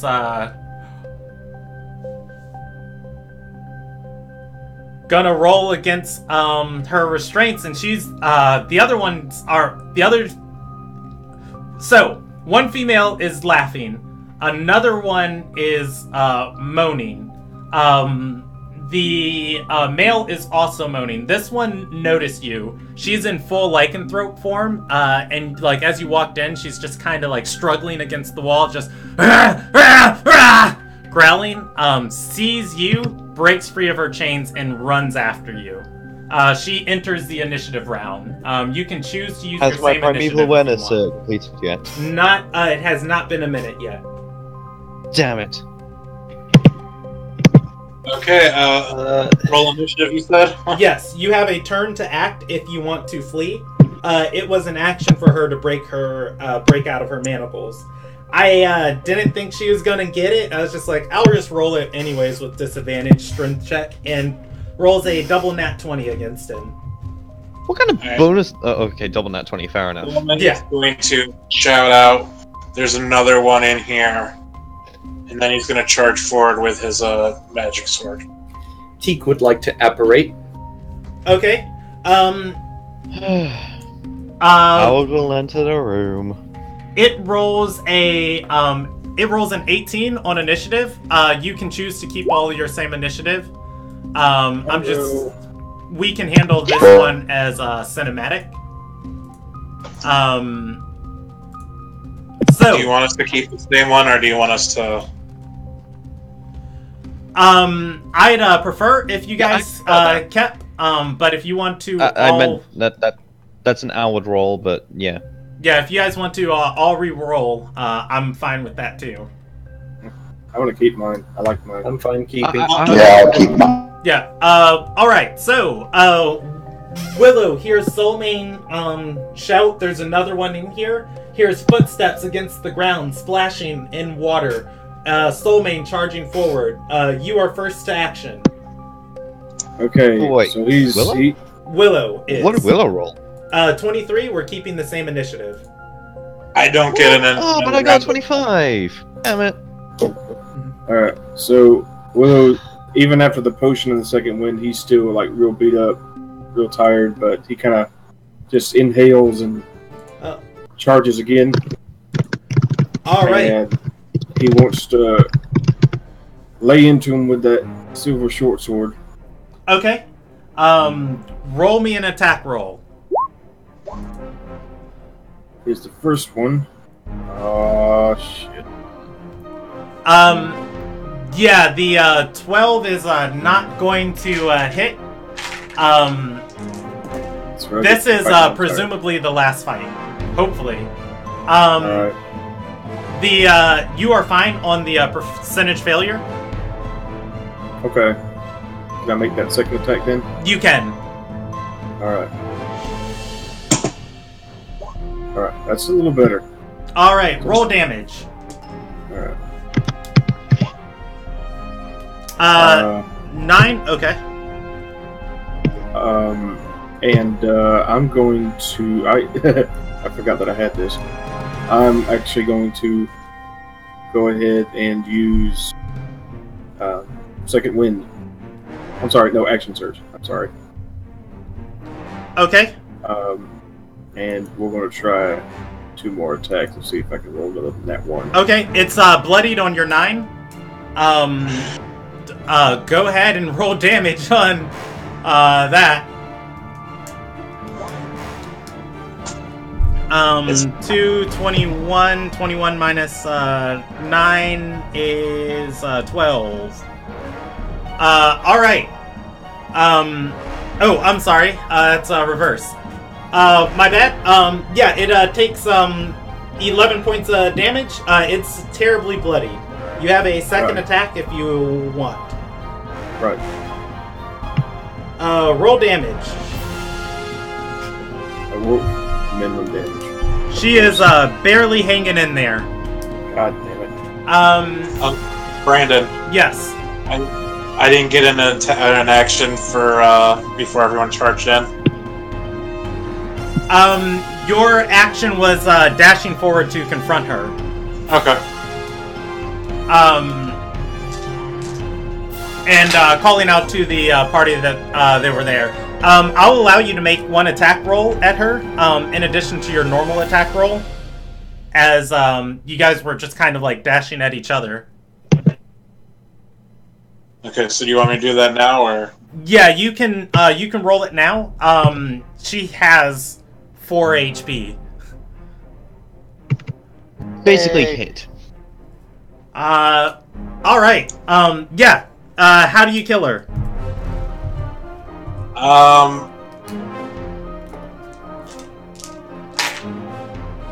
Straight through the jaw, up through the skull. Straight through the heart! Alright. She falls back in a puddle of dark water and her own blood. Werewolves ain't nothing.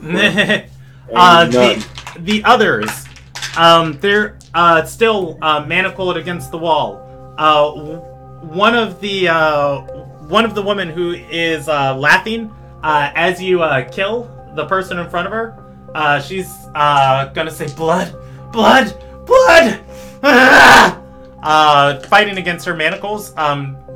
None of them are going to be able to break free. They've all been down here for a long time, and I doubt any of them are going to roll with disadvantage a double nat 20 again. But I'll just roll all of them 1 more check, because why not? They're all still stuck in their manacles.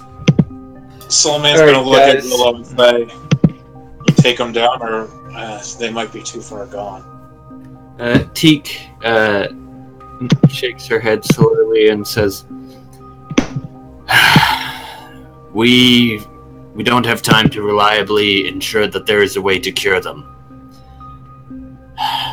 Okay, well, why don't we just, not kill them yet? Okay, just saying, not kill them yet.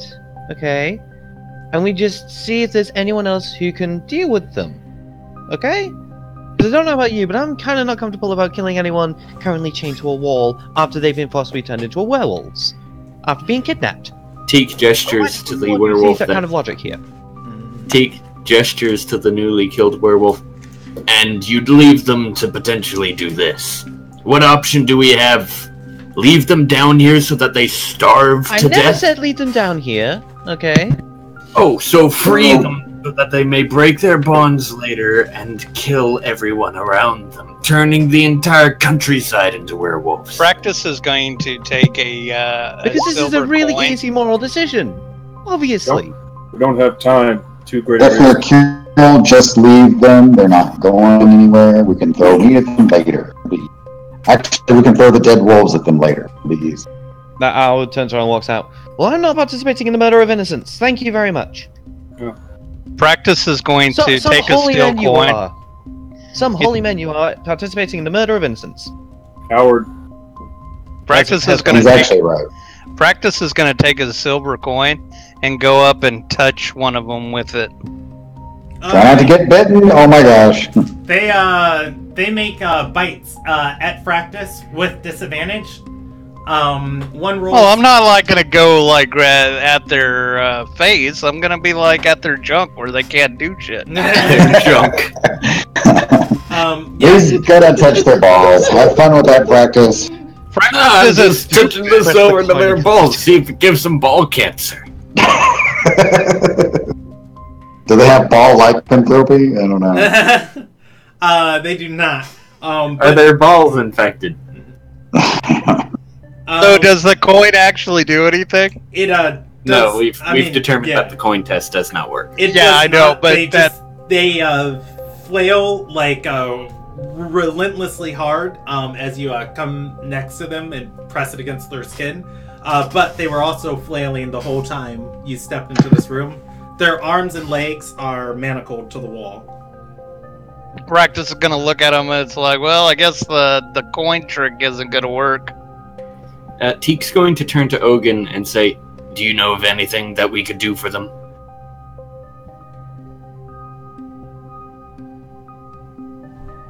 You're muted, dude. Yeah, so I made a roll, by the way, for Arcana. Brandon, is this... And I know I've rolled for stuff like this before, like in previous sessions. I don't remember, how far along they can be before they're curable. Before the first moon, if they are administered wolfsbane, or rather a brewed remedy of wolfsbane and treated to, they can save against the lycanthropy before it sets in permanently. Otherwise, 14, remove curse can get rid of somebody afflicted by the lycanthropy curse. If it's they were born with it or they've had it, further than a full moon, it's just there. Okay. If it's been less than if they haven't seen a full moon yet, they haven't been cursed past the full moon, very fixing Sky and I can take it. If somebody can do a remove curse, we can take it. If it's been past the first moon, probably. They seem feral. Yeah, feral doesn't take long. You can make a person feral, you chain them to it. Yeah, bearing in mind, they're probably, like, our character, they've been down here quite a while.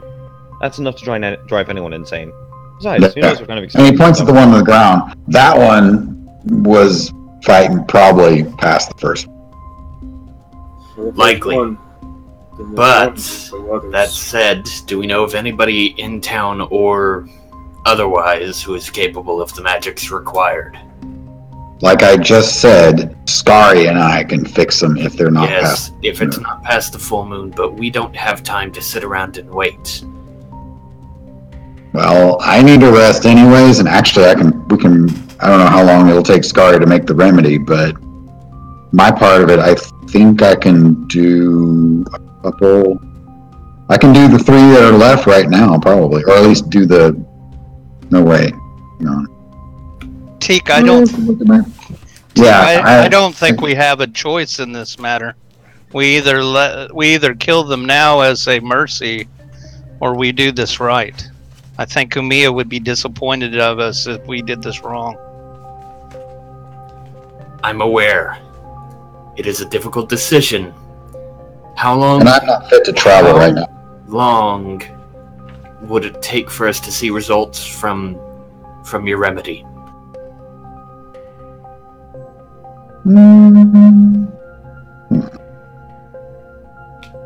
Because I'm willing to spend 24 hours here. But 24 hours we can do. Right. Either it'll work by then or it won't. That's all there is to do. All right. That's our time frame. After that, we cannot spend any more time. We must keep chasing Elena. I agree. If it does not work, then I will do what needs to be done. You need to do it. Only your Skari is going to. Gosh, I'm gonna roll her a percentage die. No, I'm gonna roll sorry, her mistake. an evens are odds. Evens, Ogun, odds, Teak. She rolls a 1. She walks forward, and this is just gonna be such a hard choice for her. She's gonna walk forward, kind of put a hand over her mouth, shielding it from Ogun, and lean in to Teak, looking in the other direction. In Teak's ear, she's going to whisper,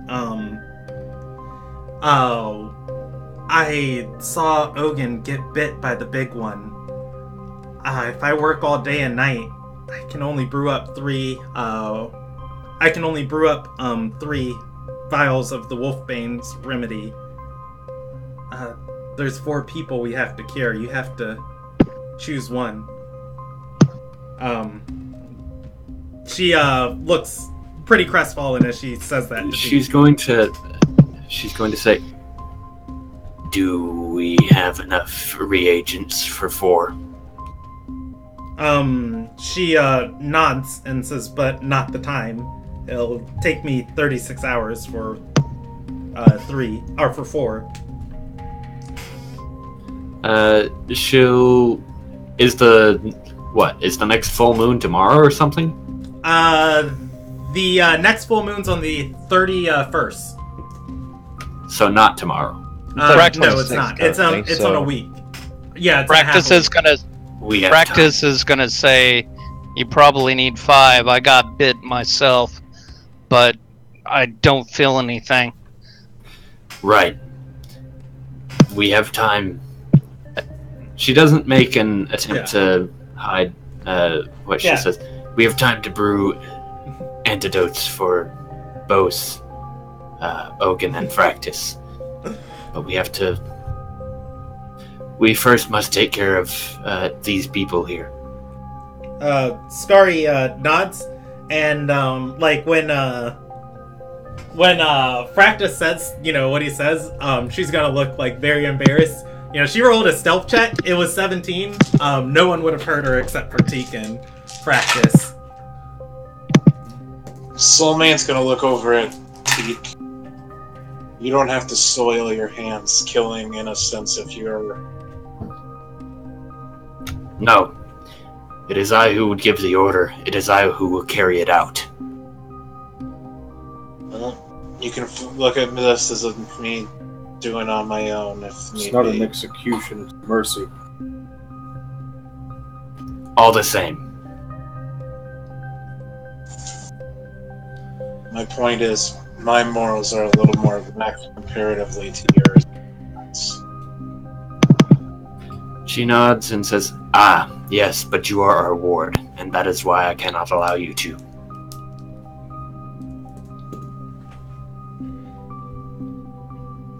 Alright, do you guys want to investigate this room anymore? Yeah. Sure. Take a look around. Yeah, we'll peel through it. In the altar, you don't have to investigate the altar, just walking up to it and looking. The pestle, why do I keep saying that? The basin of water, inside of it is a string giving off light. It is, this is a very weird thing. It glows kind of like the black light, like one of those purple lights that give off illumination, but it's dark in nature. The basin glows with this string in the center of it, giving off this light. The water is overflowing, and from it, you notice with Practice's torch that the water coming out of here isn't just, it's not dark from the low light. It's actually dark from some sort of corruption. Soulman's gonna try to lift the string out with the tip of his sword. Okay. It leaks onto your sword, staining the white metal, like veins of like veins running through somebody's arms. Not very much, like maybe just an inch or 2 inches of it. You can see the water dripping off this thing. The string itself is not corrupt. Well, the string itself is not the source of the corruption. It's actually like bright underneath the grime, but it has been afflicted by it. Anyone got an empty vial? I mean, Howard does, but he left about 5-10 minutes ago. At this point, Ogun can roll a history check if he wants, because he did identify the mark above the door as he sees this. Is that the check right there? That's, the 12? It is, but that's one. It should be a 13 proficiency bonus problem. Okay. Yeah, you're not going to glean all the information about this string. You're going to recall the symbol above the door, and then you're also going to know that, the goddess Renolta gave humanity this bow for specifically hunting these creatures. You're going to know that it was historically broken apart and lost in a war. Presumably, this might be a piece of it. Any other information you're not going to glean about, like, anything else relating to the bow, except that the last time it was seen, it was broken into parts. Could be part of the bowstring to the bow. It was used to hunt lycanthropes. I'm not sure. I'll have to do some more. That's worth hanging on to, though. If it is... The ranger isn't there. Yeah. If it is, then that could be a very powerful thing to have in the future. And something we definitely don't want in the hands of lycanthropes. Willow, do you still have that bottle from that potion you drank? I do. Soulman will try to carefully put the string into the bottle. How long is the string, by the way? This string, probably 3 feet, maybe, from what you can see. Does it have loops on the end? Inspecting it closely, yes. Ooh, the whole bowstring. If it is what I think it is, yeah, that's the whole bowstring. So what, a longbow bowstring? No, 3 feet wouldn't be a longbow. 3 feet's a short bow. Be more like 5 to 6. Yeah. Really? The rest of them. Okay, it's a halfling longbow. Yes, a halfling longbow is about right. When you have a bow Just a granted bow. from a god, it doesn't matter how it's crafted. Magical items can, reshape their size to the user. Yeah, it may have last been held by someone smaller, like a dwarf. Or just reshaped itself down. It was a pixie bowstring. That's more than a bowstring for a pixie. That's a pixie's ballista. Yeah, a pixie ballista, that's what I was thinking. Anyway, yes, hold on to that. Hopefully it's not thoroughly corrupted by whatever's going on in there. So meanwhile, outside the room, because, Howard's literally just kept on walking down the passageway. He's not waiting for those who would consider killing innocents. And they reconsidered as you screamed at them, so... So, Al wasn't there. He didn't know that. Decision. Al wasn't there, and he left. He was committed to leaving. What's up, Wesley? I was going to say Willow was going to approach Teak and say, if you would like me to get 4 hours of sleep and I can take over the watch for the 8 hours.